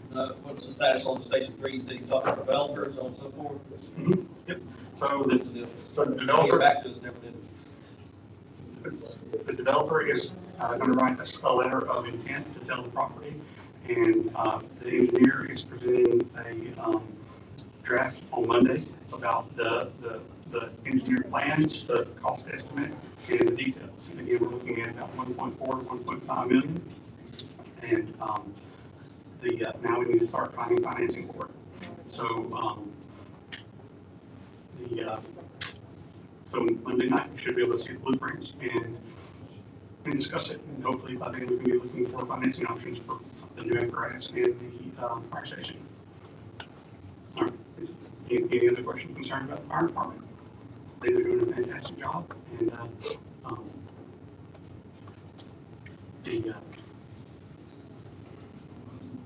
I really appreciate all the first responders this morning and the participation in the pancake cook-off. And we do. Had an amazing turtle pancake, and all right. If there's nothing else, we'll adjourn this work session. We'll give everybody a 5-10 minute break, and then we'll reconvene at, let's say, 8:40 for the regular council meeting. This should be quick. All right.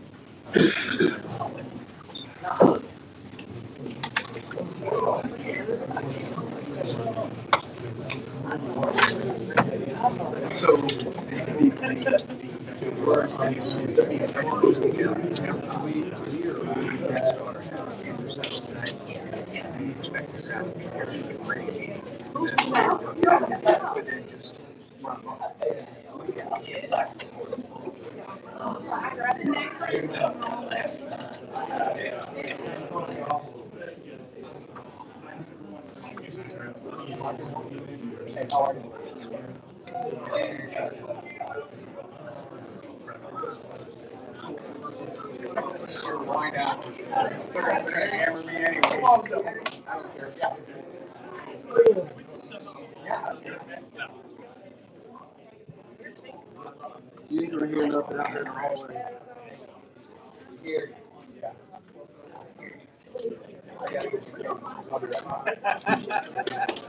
Defense, do it.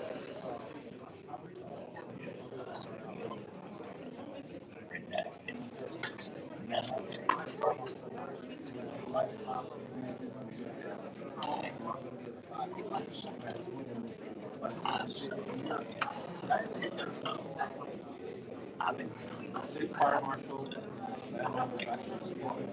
Yes, sir. He still got it. Fire code. Yeah. My family's in it.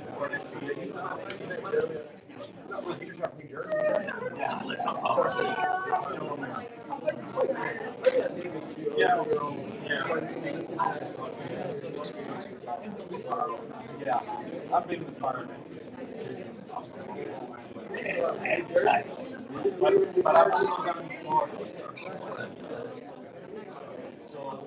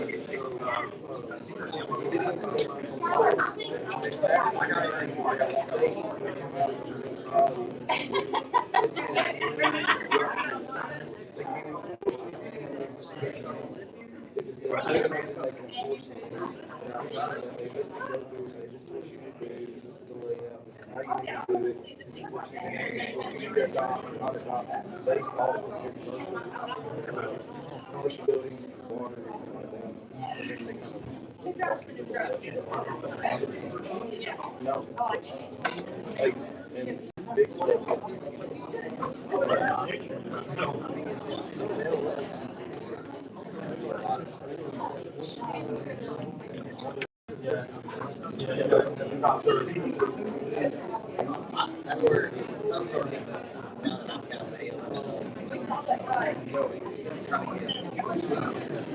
Station. Yeah, I haven't looked at a good bit of it. It's just so much. There is.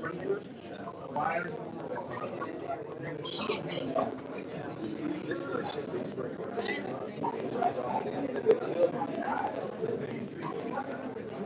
There's some people there. Certain size to get.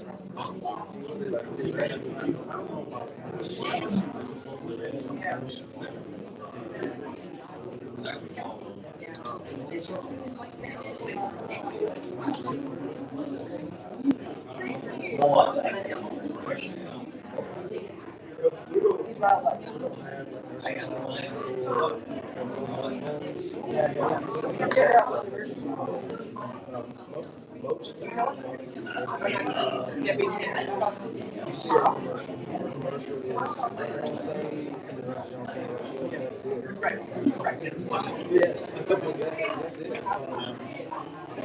everything, yeah, that's the hope.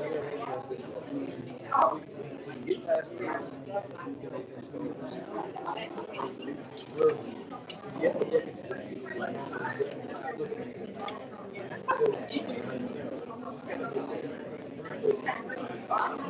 We're looking at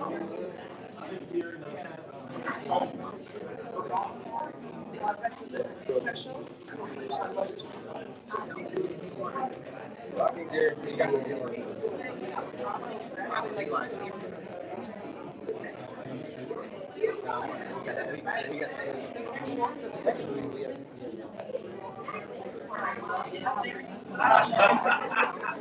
That's what I'm seeing.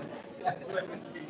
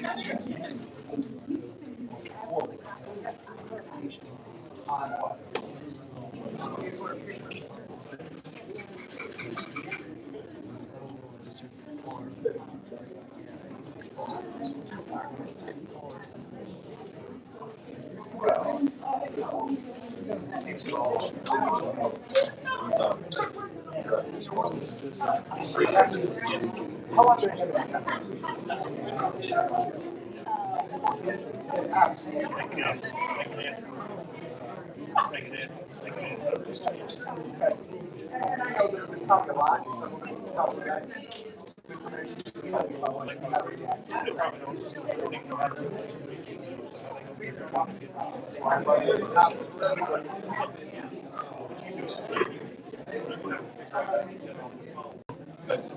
Well, that's right, because like I said, the carriers don't have,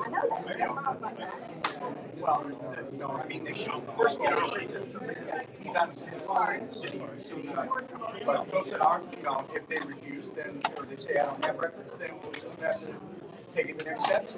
Nothing's going here. We'll go to the carriers, we'll go to the email providers, and get it from them.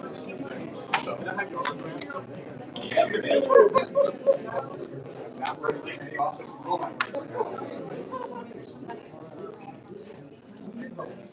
We have some.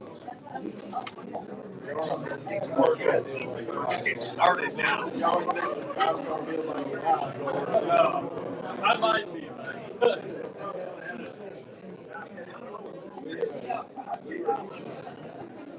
You were at my son's birthday party. Oh yeah, we're supposed to continue to carry on. It is what it is.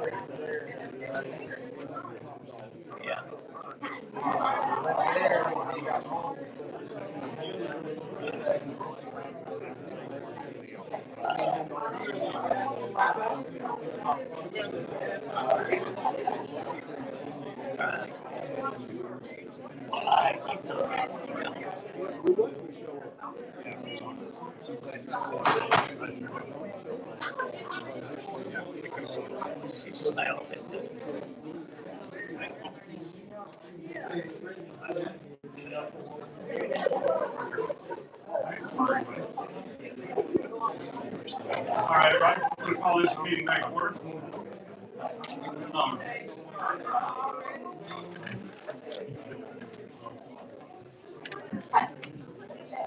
All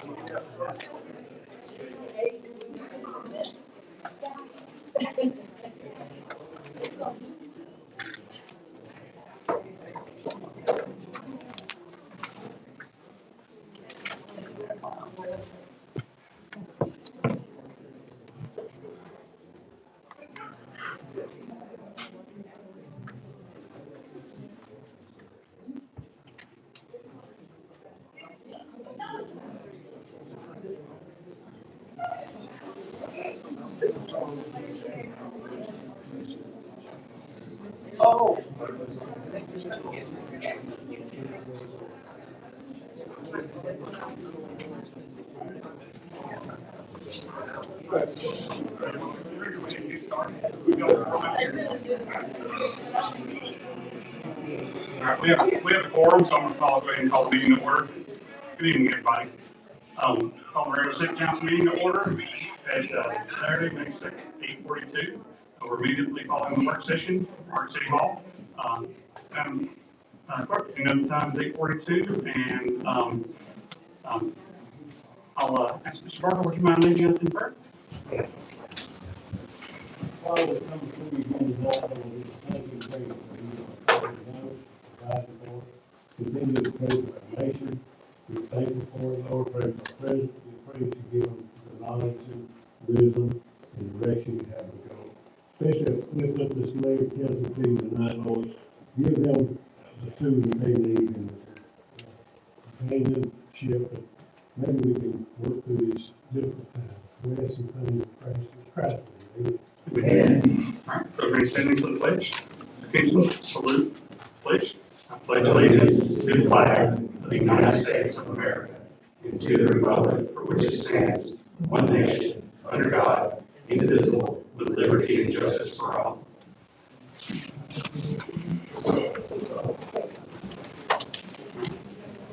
Madam Clerk, please call the roll. Councilperson Chapman. Councilperson Bell. Councilperson McIntyre. Councilperson Davis. Here. Mayor Pro Tem Randall. Here. Mayor Burris. Here.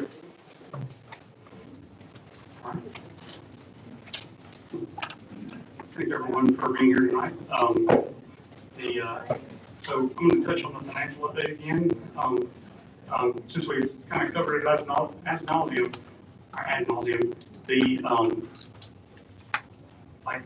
we've been having to clean up a lot of the financial information over the past several months. And like, as soon as I got enough information and enough details, I started emailing regular reports to the council. These are reports I requested for years and couldn't get. And they are not clean. I won't act like they're perfect, but we're in a continued process of cleaning them up, making them better, and trying to get council involved and make sure council is aware. So I send these reports out regularly. I would typically expect questions because there's some issues and anomalies in the data that I'm looking for. But as I showed everybody before, the money is real, the budget is real, the budget is based on real data. And if you want to go out to McElreezy.com and check out my blog, I have detailed information about all the financials, and I post regular updates and give it as much information as I can. So I think that's all we need on that topic. So the next order of business is to ratify the fire department promotions, pay scale, and HR handbook changes from February. Do I have a motion to ratify the fire department leadership decisions or recommendations?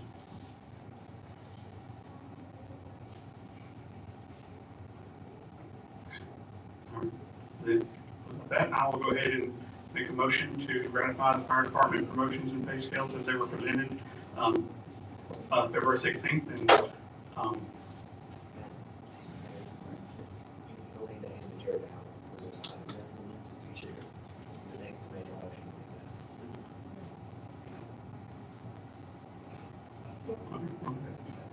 can you explain?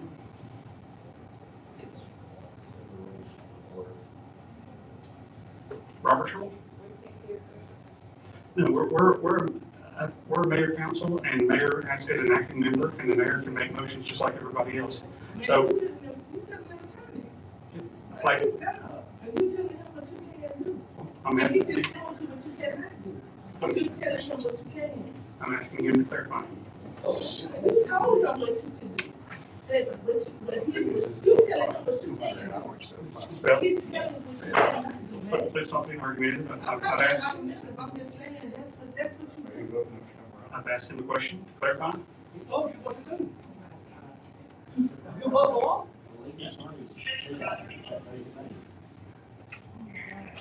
Clarify. For this item, and the chair for this item. I'll rescind the motion.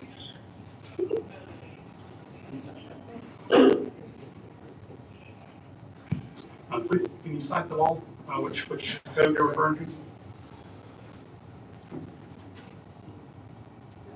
The attorney is spoken.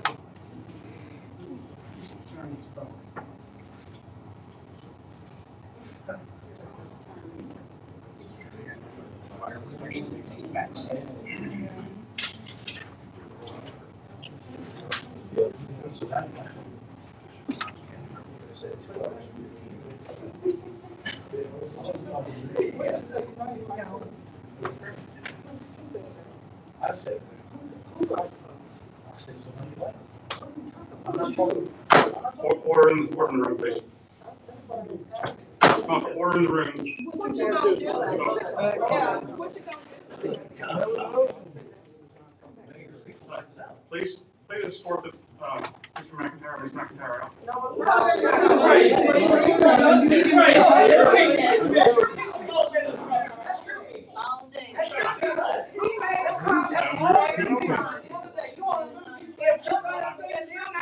Hey, guys, I All your people in here.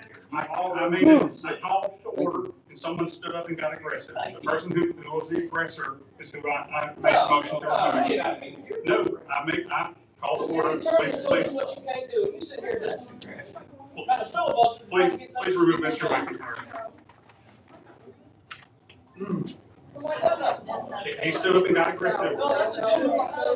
Where you gotta go to? Yeah, he has to go to the next. He has to go to individual. Mr. Romero, please remove Mr. Romero as well.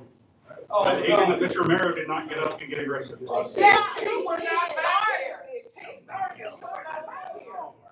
You were not here. I called it to order and no one came to order. You've been having people talk about all night. You were not back here.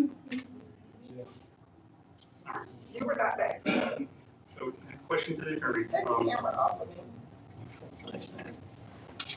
What you say? Say, Please, did please. you see what I'm talking about? You're both antagonizing, so please come to order or we'll have to. Anthony, question was to the city attorney? I don't have the specific. I can't tell you the specific. They just talked about it in the conference. You just paid attention. So, But usually what happens is, the mayor council, in the mayor council, I've never seen a mayor make a motion. Because usually the mayor calls it to it, and somebody on the council makes a motion. That's usually what happens. And if no one on the council is making a motion, then what makes you think someone's gonna second it? So I'd say it doesn't pass. Let's move on. so, any other motions on this topic? I mean, it was when we were talking, now, Like, the department, like, the running department, he's recommended, making these recommendations to run this department, and so we're just ratifying his decision as a department head. Correct.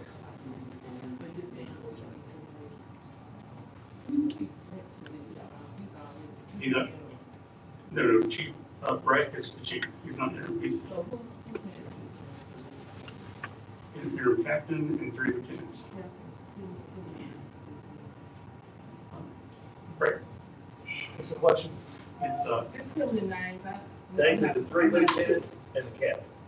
Captain Josh Davis, Lieutenant Tommy Brown, Lieutenant Ron McQueen, Lieutenant Tyler Chapman. And those the ones that want to ratify.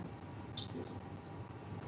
How long have they been in the position? Well, it's supposed to be a 2-week period, but we weren't able to meet, so it's been, I think, Josh, Tommy, and McQueen have been in place for a couple months. And then Tyler just got his flight about 2 weeks ago, like this last 2 weeks. Okay, when you said ratify the pay, I'm not Well, I sent y'all the piece. Yeah, it's ratified, I don't remember the numbers, but. I'm not asking you to number, but I did get it. Thank you so much.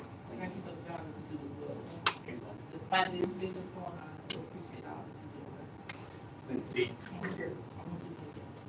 The motion is to ratify the promotion, implement a pay scale that's a generic pay scale and their additions to the handbook. So it's not ratifying the employee's pay, it's ratifying a pay scale for the department.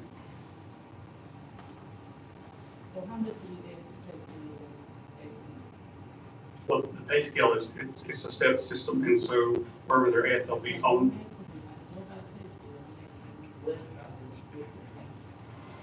It's the Prior same. to what they were being paid, I mean. So what's the question I didn't answer? The person that had the position prior to the new person taking that position, what's the difference? Well, I don't know the exact number, but it's a few dollars difference per hour. There weren't captains in place consistently. There weren't lieutenants in place consistently. The promotions and the pay scale we have now, along with the amendment to the handle, the firefighter specifically, is to organize into a system that is a progression, not just a blanket number that stands for a while. So it's, I don't know the exact number, but each position got a little bit of a pay raise with the new administration, and then I think the previous lieutenants, comparatively speaking, the one we have now, made $4 or $5 an hour less.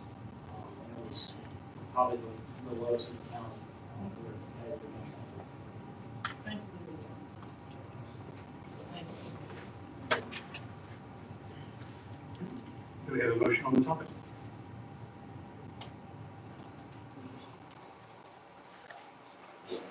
Hearing no motion, we'll move on to citizen emergency lighting quote.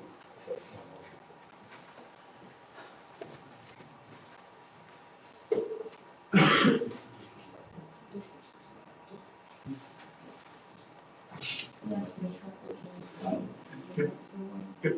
It's the lighting on the. James made a motion to purchase the lights. Councilman Chapman made a motion to purchase the emergency lights. So it works, I second. Samantha Davis had already seconded it, so any discussion? And this is for every year.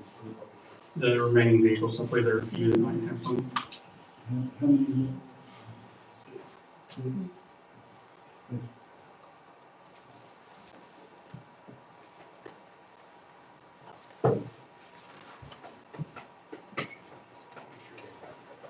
So discussion, roll call vote.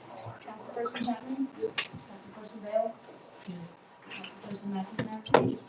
Councilperson Davis? Yes. Councilperson Ray? Yep. Mayor Teresa? All right. Next order of business is the hydrovac trailer. We have a packet included 2 options. I believe the gas was 56,000 and the diesel was 71. Do I have a motion?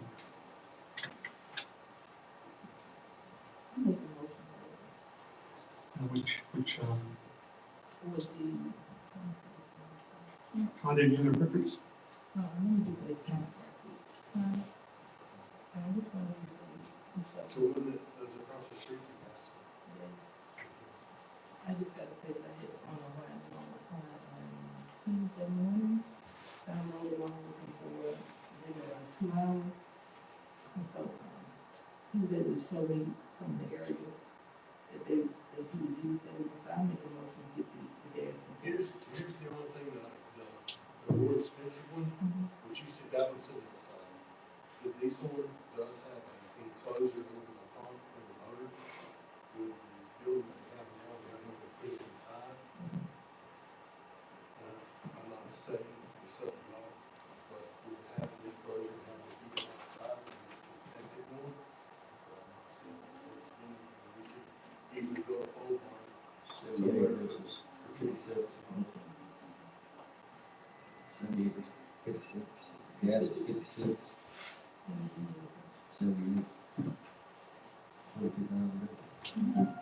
So we could easily, we could use the difference in going on a pole barn, so we put some.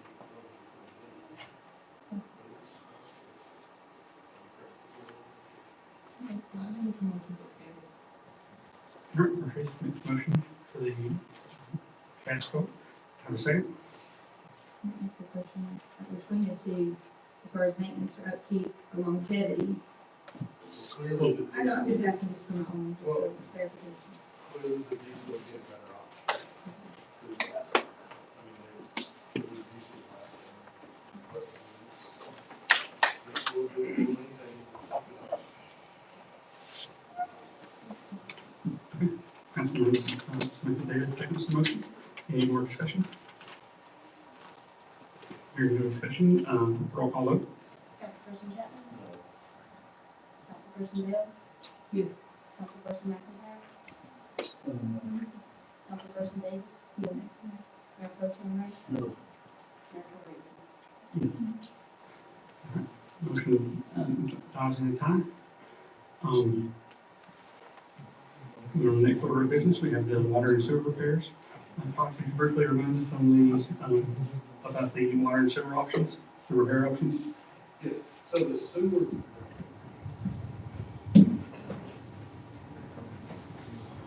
The sewer one is actually neat.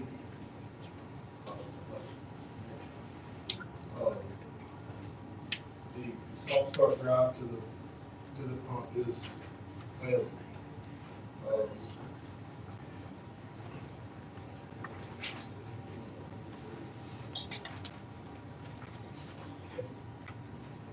so the soft, to replace the soft start, with a new soft start, new install everything, it would be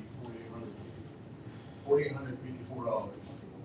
And then while they're working on it, I also recommend let us pull and change the oil. And just inspect and check the impellers and everything while they're here. That's gonna come back to $2,100.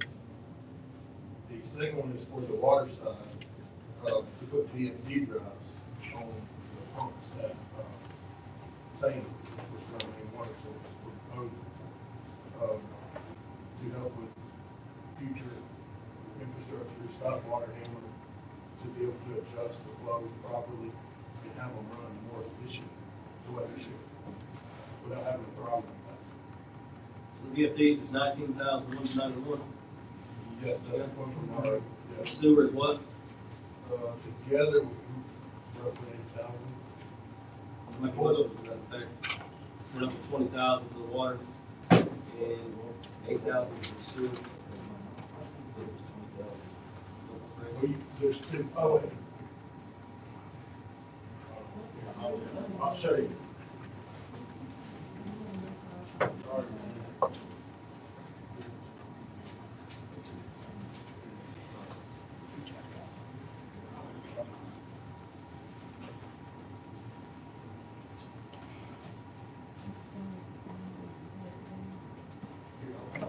I'm sorry, no, that's the one I just got yesterday. Those VFDs have been needed for a long time. No motion for that, we pay that public works.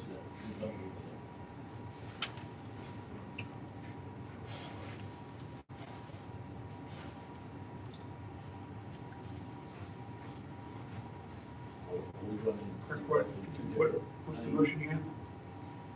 19,000 for the VFDs and 8,000 for the sewer upgrades. 19,191.72, 8,000 for the sewer upgrades. So you pay that public works.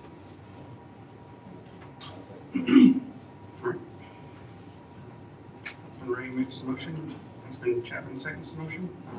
Any discussion?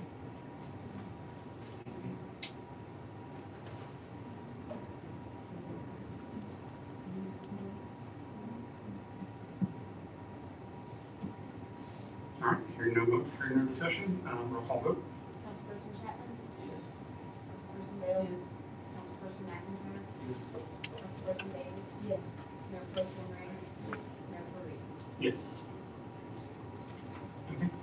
Next order of business, it's the resolution 2026-0402, the water tower property acquisition. Looking for a motion to proceed with the water tower land acquisition. It's just to remind the public, it's basically around 9 acres that we would pick up for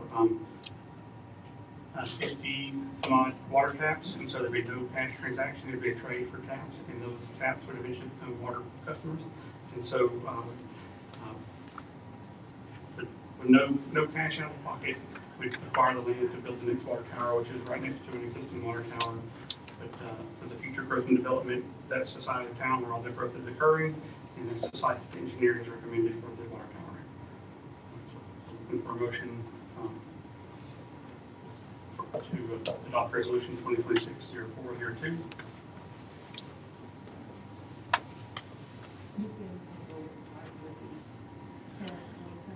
No, it'd be adjacent, like on the land near it, and the engineer would like to put it on one of the lots that's had some dirt already put there, but obviously we have with the purchase acquisition of land, there'd be more dirt that we can move if we needed to, and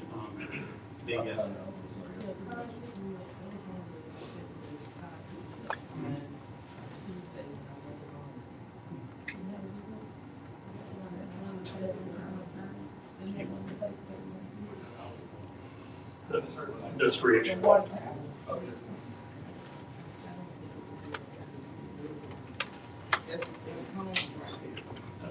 So the city engineer is just like that he recommended for the water tower to the existing infrastructure and the height of the land, because the main component of the water tower is elevation.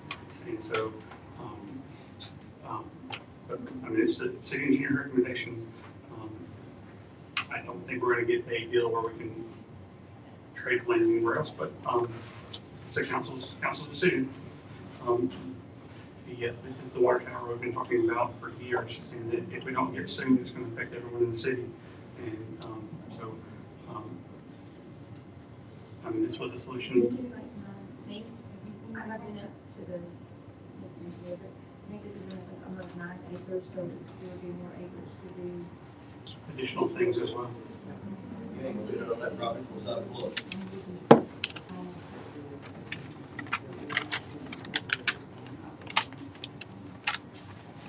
Well, the elevation is one of the essential points in the why the engineer picked that piece of property. But he'll be here Monday, so we can table it until Monday. If, yeah. All right.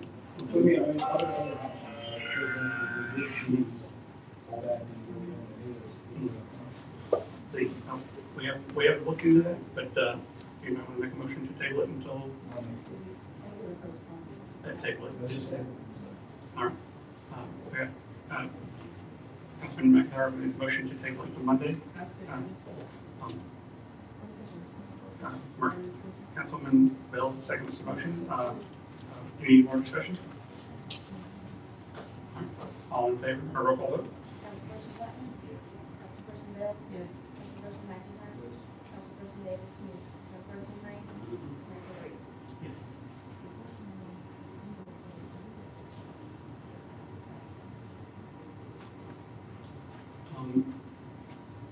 There was no motion on it, so what would you like to discuss?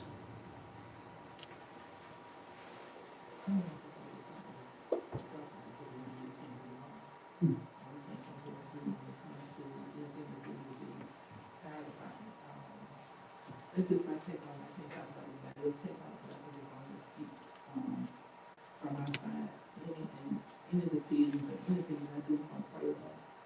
And, I've just been sitting here, even though everybody in this room is going back and forth with each other, you know, there's been some bad things, you know, interviews of us on the news. It was embarrassing for us to go to the convention and everyone is talking around it, how we can't get along, how the council can't get along, that's not really true. We just have some different views.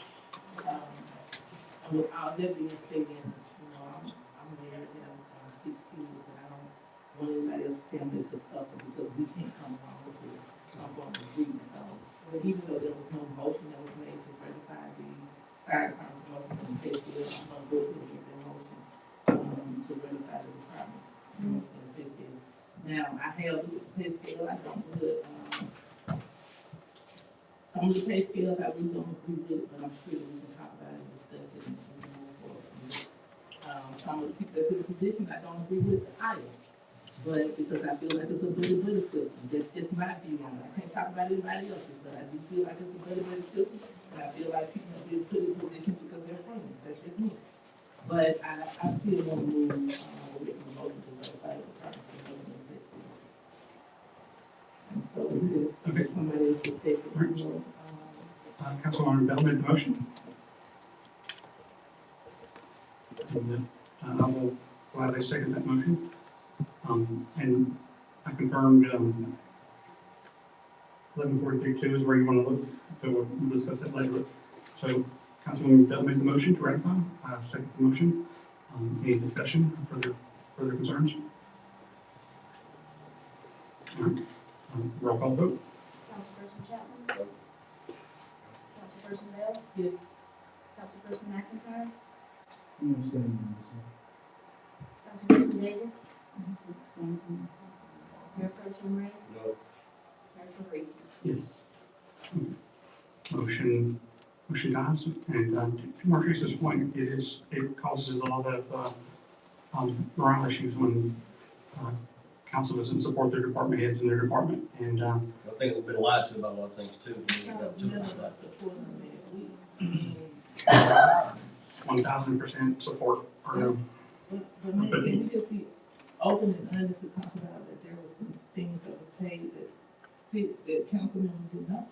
Like, we didn't know that they were paid, or we didn't know that there was another contract that we had to pay out for, one of the firemen. We didn't know that, it was. I'm pretty sure the person who told you he didn't know is the one who worked on the deal. But But you keep saying, man, that's. You keep, you guys pointing fingers, but let's just be honest and open with citizens, because they deserve the truth. Now, we don't need to be pointing fingers at each other. If you did, just say that you did, so we can move forward and go on with it instead of pointing fingers at each other, and then we're sitting up here, so, throwing things at each other like undermined it. So- And if you did, just say that you did it. If you didn't, just say that I did do it. I'm not just directing at you, I'm talking about everybody that's sitting up here. so, If you did something, say that you did it. The citizens need to know the truth, instead of us going back and forth and one group of people saying, they did this, and the other group of people who supporting another person saying, they're lying. Just be honest and say, no, we did not know, the council person did not know that there was other contracts that needed to be paid. I can say that I didn't know if anybody else knew, but I did. So did anybody else on the council know that there was, contracts that needed to be paid? so, Did you know, council, person, Chapman? so What about you, council person McIntyre? What about you, council person, right? What about, So- you guys the same vote, I'm sorry. So- But we didn't know, so that's all I'm saying, I know I didn't know, and I just asked them, openly, they said they didn't know. So, the position obviously went through transition because the original plan for the department changed, but Brett was hired Brett was brought in at Councilman Ray's recommendation. That's a negative. Don't put my name out there. I'll speak for myself. All right, so, My recommendation. Councilman Ray made the recommendation, we brought him in, council then ratified it. Council then made the appointment, they made the motion, they made the appointment. Actually, Samantha recommended him, because her husband and him coach baseball together. So don't put me out there like that. Actually, That Councilman wasn't Ray, me. my husband and, Okay. Thomas. I'm gonna go ahead and That stop. just started I'm gonna go ahead and stop this. there. It's not before- So you spoke to me, you made the recommendation, he went and interviewed him and brought it to me, and he was originally. Would you make a motion for That's it. appointment? I'm gonna stop it. Like, the recommendation was made, interviewed by Councilman Ray, and recommended to me. What I'm interviewing at. You told me you called and interviewed him. Call. That's not an interview. All right, so again, things changed in the first month or two of. Don't make stuff up. Tell the truth. You gonna lie, make a good lie. Things changed in the first month. We had someone who was intending to come in as the fire chief and, he ended up staying where he was at. And so we pivoted and changed, but the council made the recommendation, council ratified it. And that until, like, he was already employed at that point as he was the interim chief at the time. So, like, there's a lot of stuff that I was not made aware of until after the fact. A lot of stuff I found out. You know, a lot of stuff I had to deal with. I will reiterate that Councilman Ray was the liaison for the police department during the whole situation. Councilman Ray was the most in touch with the police department during the situation, which has now been thrust upon me. So when you sit here and make these accusations, like, you know, when you repeat someone else's lie without asking the question directly. I asked the question, I didn't repeat anyone, I asked the question, I Accusations, said, I did not know that we had a contract that we needed to pay out. I asked the other council members, did they know? They said, no, you're saying that I made an accusation. What was the accusation? I asked the question. In the previous meeting, the accusation was made that. I'm not talking about the previous meeting, I'm talking about right now. I said, I did not know about a contract that we were paying out. I asked all the other council members, everyone said they didn't say. The city attorney, did I make an accusation? And I'm aware of what the accusation is. I didn't name Because that you know, they have me on social media talking about the new attorney that was gonna hire. I didn't And they name, said that I knew, but I don't. I didn't name you when we So, were talking about can the you police. tell me what the accusation is? Did I make an accusation? That's what I I thought. didn't accuse you. Yes, you just said I made No. an accusation. We had moved on to the police department and we're talking about the police Oh, department. you moved on. Make your stories up. Just stick to the agenda, because you're failing all over the board. Had you said I made an accusation, I did not make an I accusation. did not name you. I said the accusation was made. We need to move on to the budget. But I only asked about the contracts, man. We going all over the place. I asked simple, a simple question about the contract, because we did not know that we needed to pay out.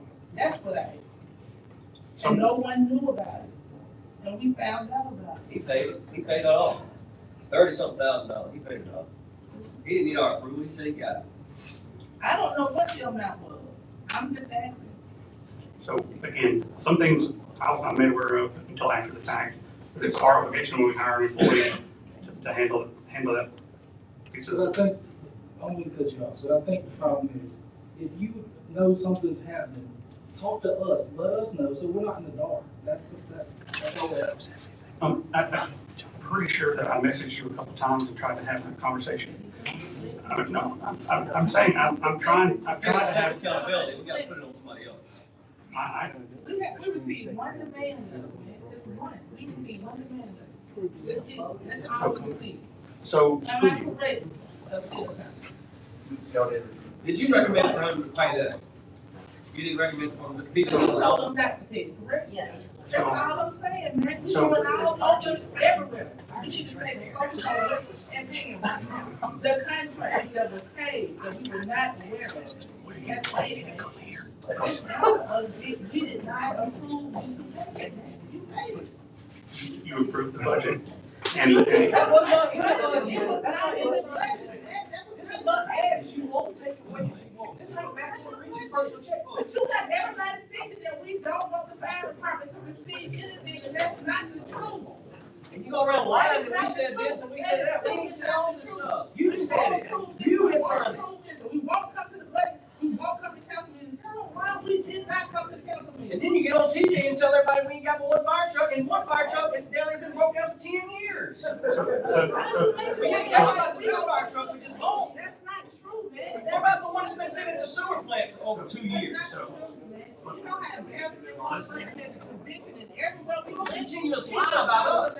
He's gonna take no accountability. He knows everything's going on. That was embarrassing. And then you didn't even speak to us.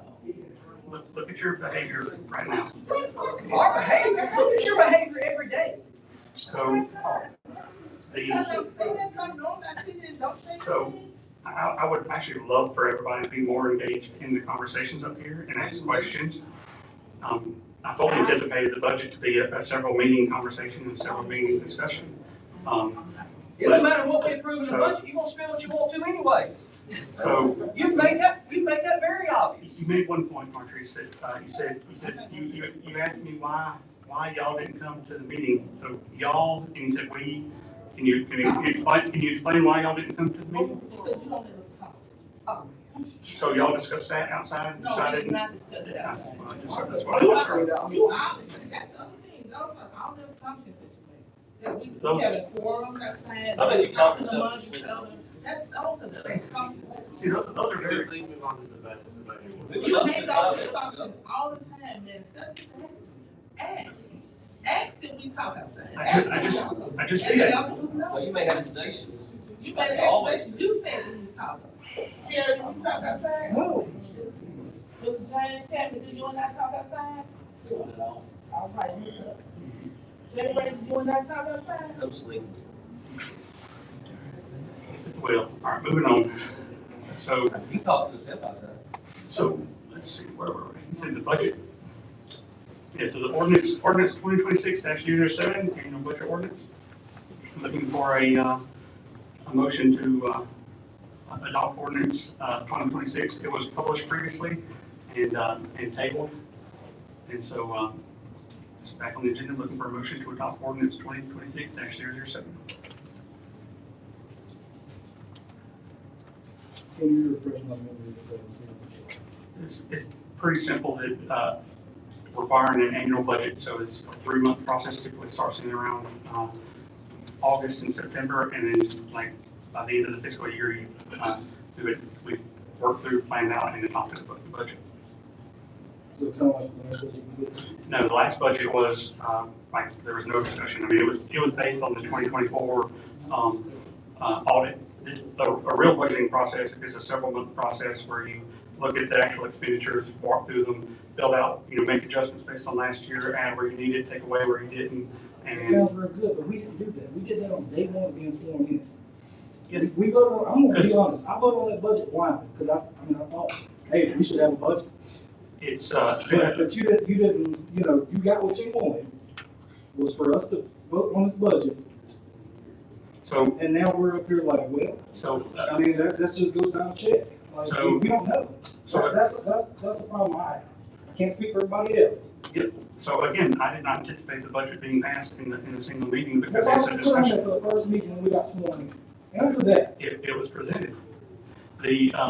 So again, the budget process takes months. We should have had a budget in place years ago, but like, we didn't have one. And so, Okay, but you had 3 new council members that we didn't know what we were doing. Yep. And you let us, just. again, the budget was based on 2024 actuals. It's a very high level budget. The next budget should be a lot more detailed. It should, like, again, I welcome council engagement and questions and deliberation. Like, when I look down and ask, does council have anything, I would like a conversation. When there is no conversation, there's no progress, there's no public debate. That's the point of all of this. It's the reason we stop and ask for discussion in between motion and second. Like, we need that collaboration, whether we agree or disagree, we gotta have the communication. Yes, sir. The thing about a budget is if we need to start, like in June and July, with the department head presenting the budget to the mayor, and then have a work, whenever you have a work session, let each department head come up and go over that budget, so you all can answer the question and understand it. So next year, before October, you can vote on the budget, and know what it's gonna be. That sounds great. I mean, but we didn't do that. I know that you were in office, but. It was already November. So technically, the past administration should have done that, consistent with what the League of Municipalities recommend, which the League of Municipalities recommend that every city do a budget. And that budget be within 90% of the revenue that the city makes each year. 90%. That way, they're not stockpiling money, but spending the money that they have for the community to make it better.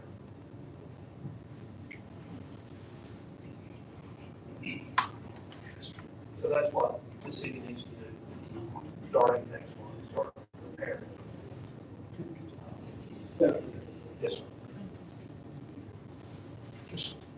add a little bit to that. So, I thought that's what the work session was for. to add a little bit to that, there were motions for ordinances and resolutions in, I think, January, February timeframe that were about helping build out the new chart of accounts, helping build out the, consolidating the bank accounts. All that was meant to be a discussion. That's why there were ordinances and resolutions. The things that fell well within the mayor's authority, but I wanted to have that open conversation and communication with council. But I believe they were tabled improperly for 6 months and voted down. So I'm bringing these things forward, all of these things forward, going through the proper process of having them brought up at a meeting, have 2 weeks in between for you to study, learn, read, figure out what you need to do, and come back and discuss them at the following meeting. All this process is for a reason, to get that input, to give you time to research it, not to catch you off guard and try to slam something through. Like, again, I did not anticipate that budget being passed that night, but it was. But again, we were already in November, and the fiscal year was a month in. And so we had to go back and clean up everything from October to get the new chart of accounts into place and work. So there's a reason, like, that budget was 5 years in the making and based on audits that were a year old, not on current financial data, because I couldn't get any current financial data. So, I don't know what to tell you other than. Make a motion to table. Budget orders. A motion to table the Second budget reading orders. is back. You can't do that. Why we can't do that? You would, the proper, it'll be put on the table, and then when you're ready to address it again, you'll make a motion to take it off the table. Make a motion on this one. A motion to table it. For a second, What's wrong? same thing. Not saying, two different words. Did you attend the meeting with Cameron? And they explained quite thoroughly that tabling, what tabling is.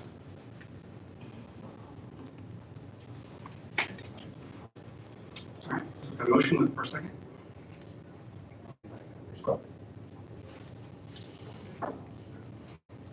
I'll also say, let's wait for a second.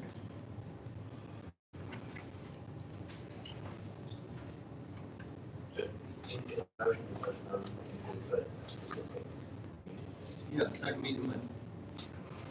Motion postponed, second meeting in May. You can't do that. The Robert's rules in the league confirm you table it until the next meeting. You cannot table it, and I've made multiple calls to the. So you're saying, you trying to say the lawyer don't know what he's talking about? Is that what you're saying? You're saying you know more than the lawyer. You pay him and you gonna tell him that you know what he don't know what he's talking about. You know what he's talking about. Are you not the one that keeps telling him that you went to the league and then No, I'm telling you. misconstruing what you heard? He's telling you. So the motion to postpone definitely. Postpone indefinitely? Definitely.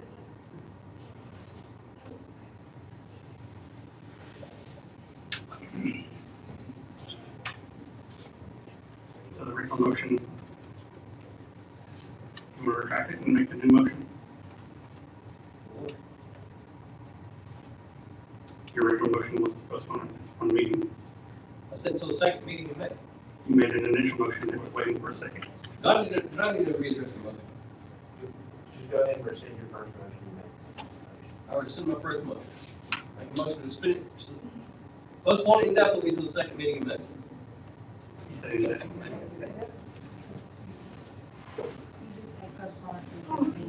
He said,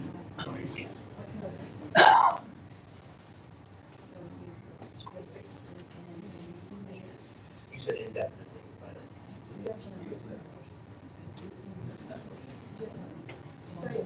All right, so that will. Postpone it to the second meeting in May.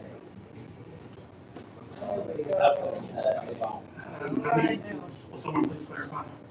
That is, like, there were two laughing, giggling, talking months ago, but you already said. You made a motion to postpone it to the second. Mayor Pro Tem made a motion. Councilman Chapman seconded. Any discussion? I'll just reiterate again, the budget is the plan. The budget is the framework, it's the railroad to keep things in line, keep things in balance. It's like by This seems to be pretty simple, but not doing it, you're Yeah, just. get down to the agenda, it's pretty Yeah, simple. I'm thinking, the whole point of the budget is to have a plan and put that together. To kick this down the road is just irresponsible. But, roll call vote. Councilperson Chapman? Councilperson Bell? Yes. Councilperson McIntyre? Councilperson Davis? Mayor Pro Tem Knight? Absolutely. Mayor Reese? No. Next order of business is the street acceptance. I have a motion to accept Richfield Drive, Sandy Cove Lane, and Brookhaven Lane from the new section.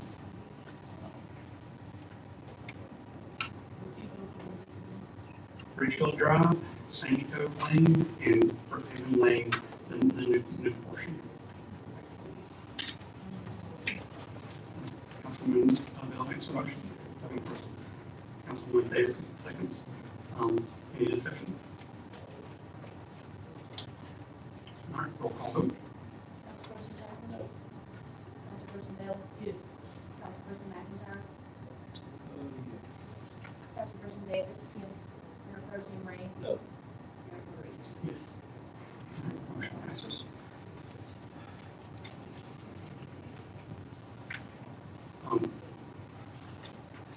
Next topic on the agenda is the additional attorney for consideration for council representation. I make a motion to table this. You can't make a motion with the other seven chairs. I confirm now in the handbook. In breakdown. Or 11:43. Who's making a motion? Yep, there's no law saying the mayor cannot make a motion in the, It says, now you find So- As a presiding officer is supposed to act with impartiality and make the motion remove that impartiality, so it's standard for the presiding officer makes a motion. To send the chair back. Can you explain, because I live in a municipality, so in municipalities of less than 12,000, the mayor also presides over council meetings and serves as a member of the council. In these cities and towns, the mayor may vote on any issue before council, introduce measures, and participate in debates to the same extent as members of the council. That's section 11-43-2, but I don't know. He can do that. So what does that mean? He said motion, he can vote. So, So we can, it says introduce measures. So what does introduce measures mean? you can bring things up. Say anything, I'm thinking we get up. I will rescind my motion until further clarification. I'll make a motion to hire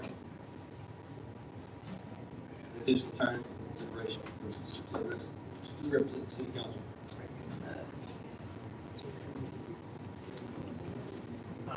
Please repeat the motion. Make a motion to hire, Mr. Jonathan for $500 an hour, to represent the city council. So, Mr. Austin.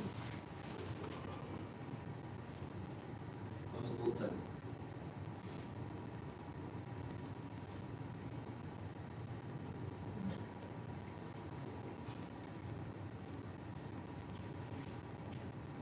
no motion on the table. No second. Any second? Hearing no second. Any other motion on this topic? All right. Moving to the next order of business, resolution 2026-0502. The Attorney General, the resolution for the Attorney General opinion on the ordinance governing purchasing authority.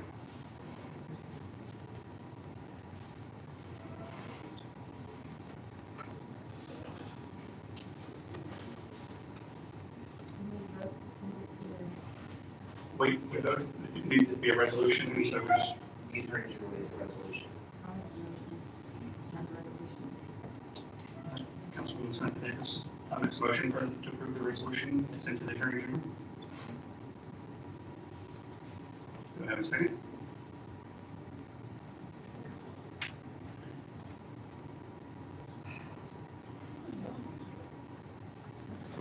motion and a second. Mayor seconds. So, any discussion, deliberation? I will say this is what we talked about at the last special meeting, and it's necessary in order to get the opinion from the attorney general that will vote it.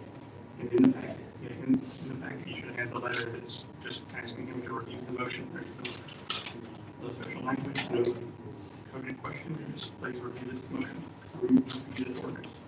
Yes, then it will issue a formal opinion. It will be published by the city barber, and ask for these things to be addressed. And from now on, you can look up that opinion. Have a motion and a second. Any further discussion? A roll call vote. Councilperson Chapman? Councilperson Bell? Yes. Councilperson McIntyre?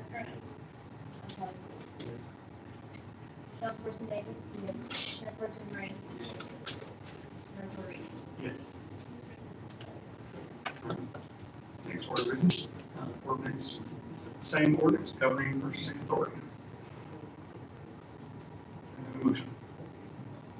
We move to approve.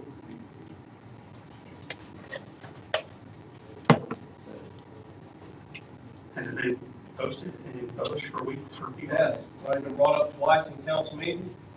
No, there's been no motion to post. There's a motion and a second, Matt. I mean, it's already been brought up. We're in discussion, and please let me finish. No, you're making accusations, you're over here making crazy thoughts in the beginning. I will say, the purpose of getting the attorney general's opinion is to get an opinion on the legality of the ordinance.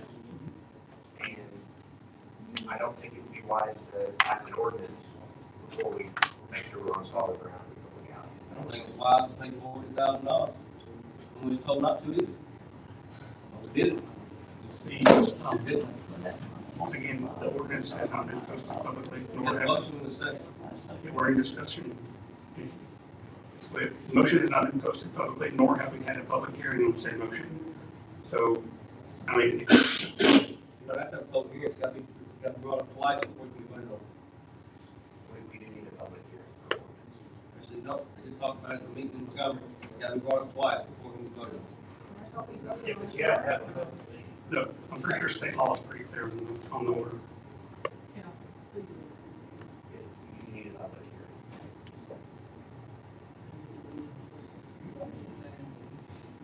All right. So, as chair, I don't see any way to take action on this. What's the proper protocol? We got a motion and a second. You can do it, but it's illegal. Well, the law is illegal, but we're doing it anyway. And y'all ain't stopped them yet. And y'all represent us and the rest of them. You do a great job. Yeah, we writing checks every day, cashing them like crazy. Like nobody's business. Even he's telling him not to, and he's still doing it. So that's a good job, isn't it? Say again. Yes, he's doing a great job. Yeah. Spending all taxpayer money. So, continually attacking Yes. city officials. I'm talking about him. Yeah. He's been sitting here answering everyone's question. Not just yours, man. No, I agree. Continually abusing and attacking city officials. We're attacking nobody. We're making comments. Attacking is like this, man. How was you attacked in life? So, That's what I'm doing. Yes. Put it off until we get the. You can table it, or you can have a motion to vote. we need to rescind the, I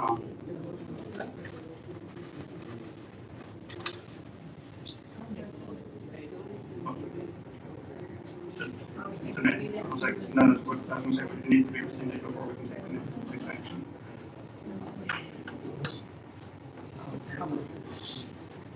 It's brought up twice. It's already, that's a good one of 3 times. You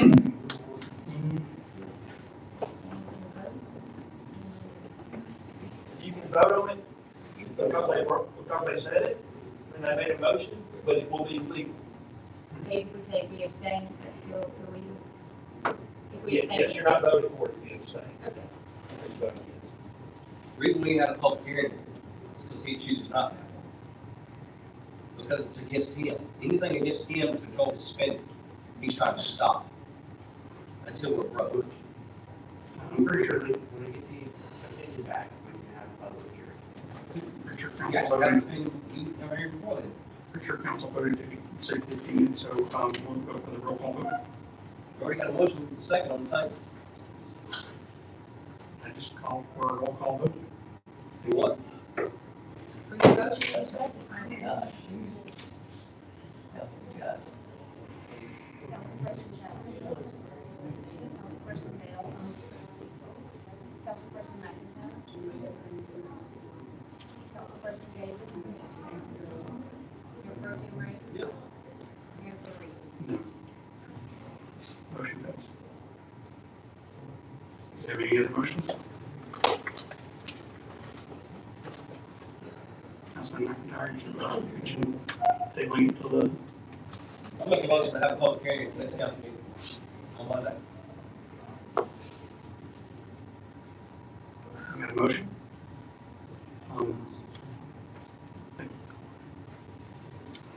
I don't know if that's enough time for a public notice, because it hasn't. All right, vote no.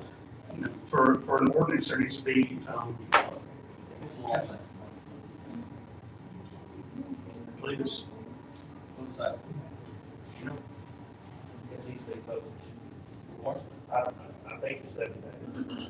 But I think, and again, it would be wise to wait until we get the opinion back before we move forward. So I would continue instructing the checks, but yeah. So what's the legality of the public notice?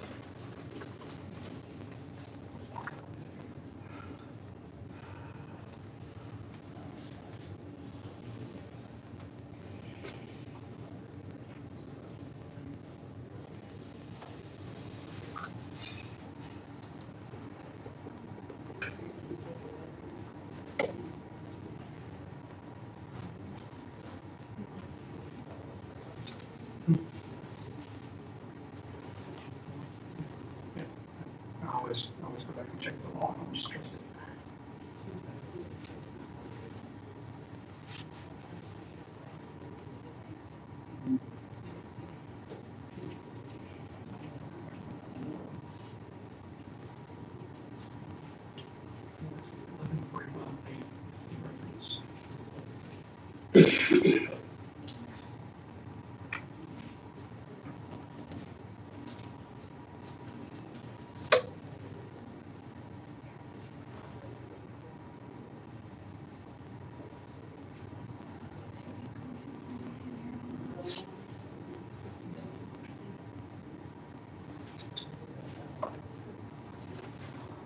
And the ordinance would need to be posted for 7 days publicly informed by the city, on the city website. And the city hall. So we can post that tomorrow. Monday. If you'd like. Let's get it posted for Monday. 7 days. Make a motion to post it Monday.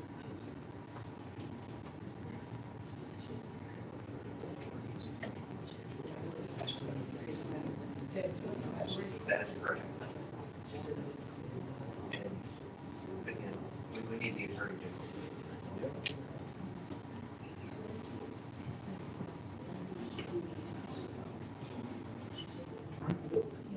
So I got a motion, do we have a second? Councilman Chapman, seconds. More, So post it. still, 7 days. it's being to the next year, next regular meeting.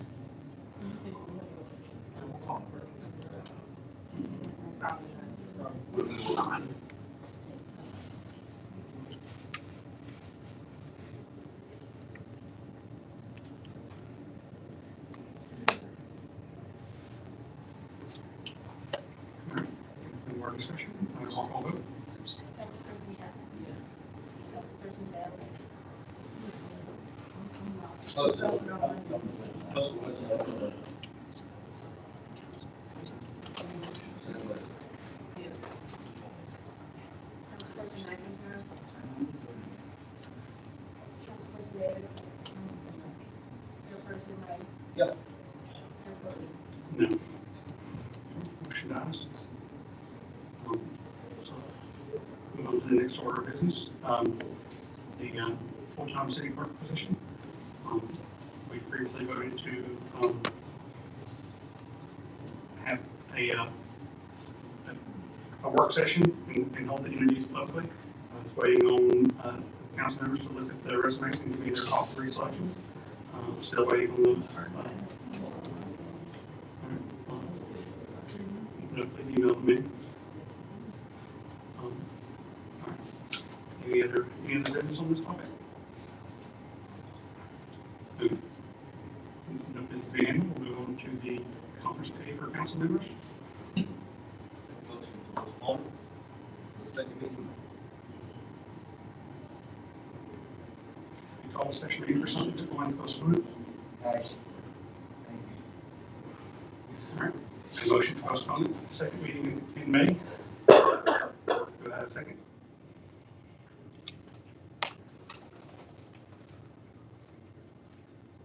Hearing no second, the motion dies.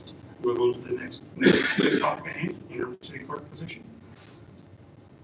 We've got so many city clerks, we've got assistant, there's hired full-time. So, all these city clerks, I don't see what happening in interim. I'll make a motion to remove the interim city clerk, since we got an assistant for the sake of money.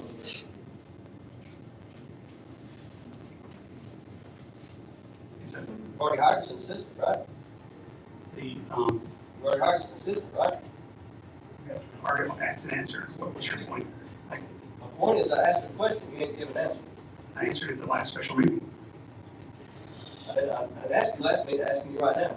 You already hired an assistant city clerk, right? And you know the answer. Then why would I be asking the question? Exactly, that's a great question. All right, so, was that a motion? It's a motion for removing interim city clerk since we got an assistant, and an assistant paid too.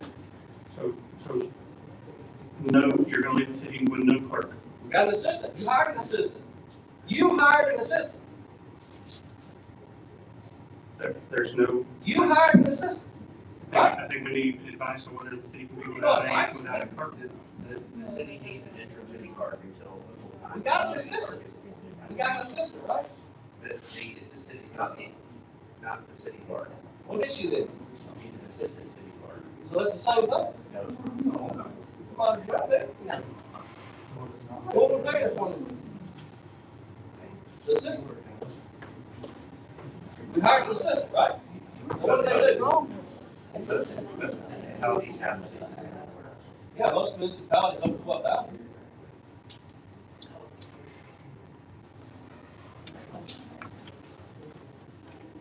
So do we have an actual motion or order? Yeah, most of them take.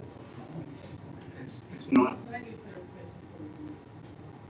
So we have an assistant city clerk, I know the assistant law, purpose of hiring an assistant city clerk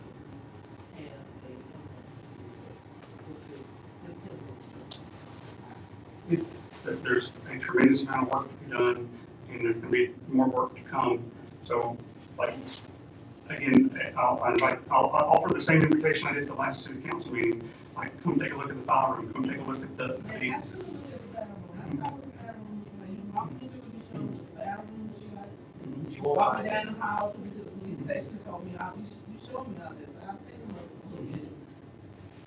So this, we're almost 6 months in, and the file room, and it still looks like it. It's still working, so it's But we improving. have 2 full-time persons in our 3, you have an assistant, we have 2 other full-time persons working, correct?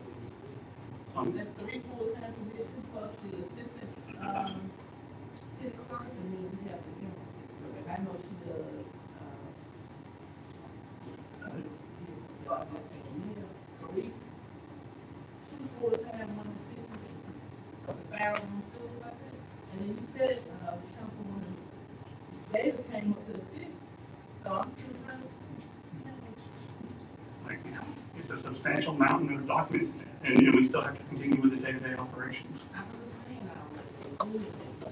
And I understand all of it. I mean, I don't have, how much time we need? So I do believe I've explained the financial situation that we walked in and the financial work we're doing to clean up the financials. That it took months to just catch up on the RSA payments that weren't made.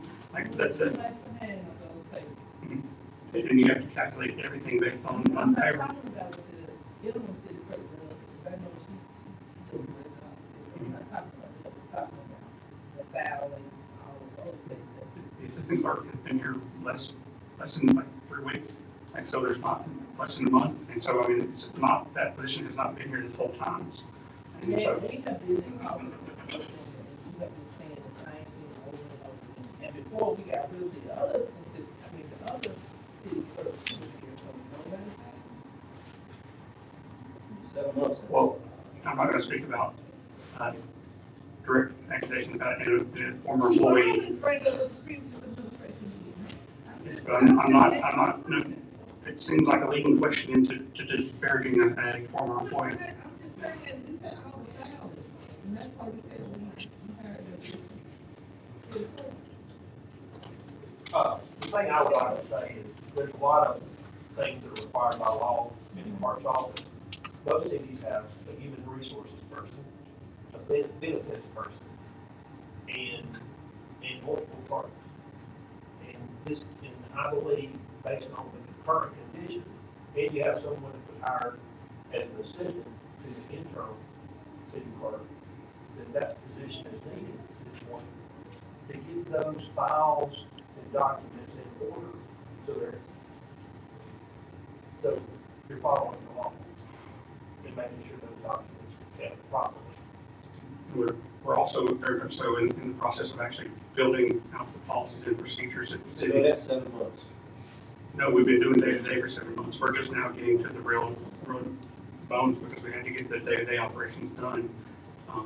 Again, I believe I made a motion in January, February to try to bring someone in to help with that situation, and it was tabled for 6 months. You can't afford everybody. Not your spending spree you got going on.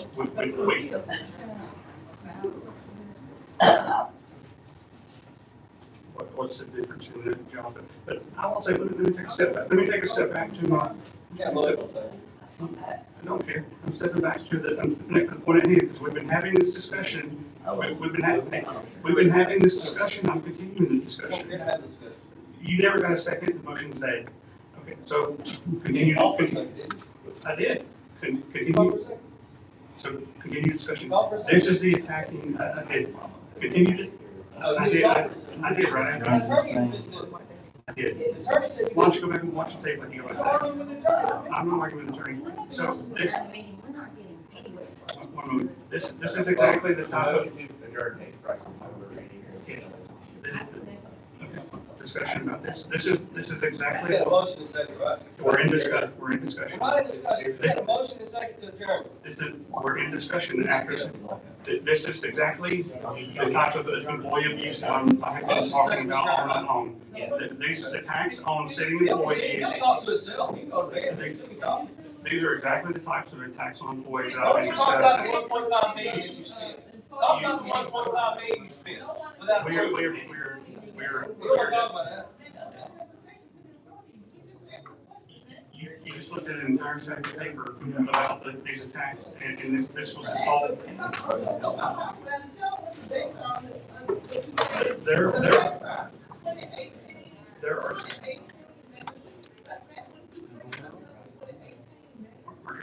there are new, and there are some, there are more current. There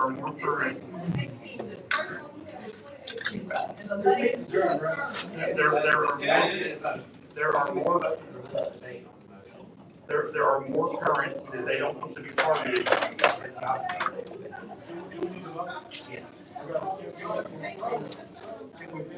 This whole topic was an attack on the city employees. You think everything is attacking the city employees. You make it an attack. You try to coach it into being an attack. You want everybody to attack everybody else so you can walk around looking like a big old bright red rose. When you ain't nothing but a big old liar. That's all you are. You try to lie about everything to everybody. That's all you try to do is to polish yourself into being the perfect little turd running around here. You talk into a mirror a lot. I talk to the mirror like, yeah, but guess what? When you cuss everybody else out in that room, you don't bring none of that up. You don't bring none of that up because you're all just Mr. Perfect, just looking just as good as you can. Just writing checks and spending taxpayer dollars until you can't spend it no more. I appreciate appreciate you showing everybody exactly what I'm talking about. Hey, exactly what we're talking about is, you continuing to spend as much money as you can to drain this city to the rock bottom, and you're doing it all by yourself because nothing's been approved right here. It's continuous. Roll call vote. Yeah. Roll call vote. Yes. Yes. Yes. There's the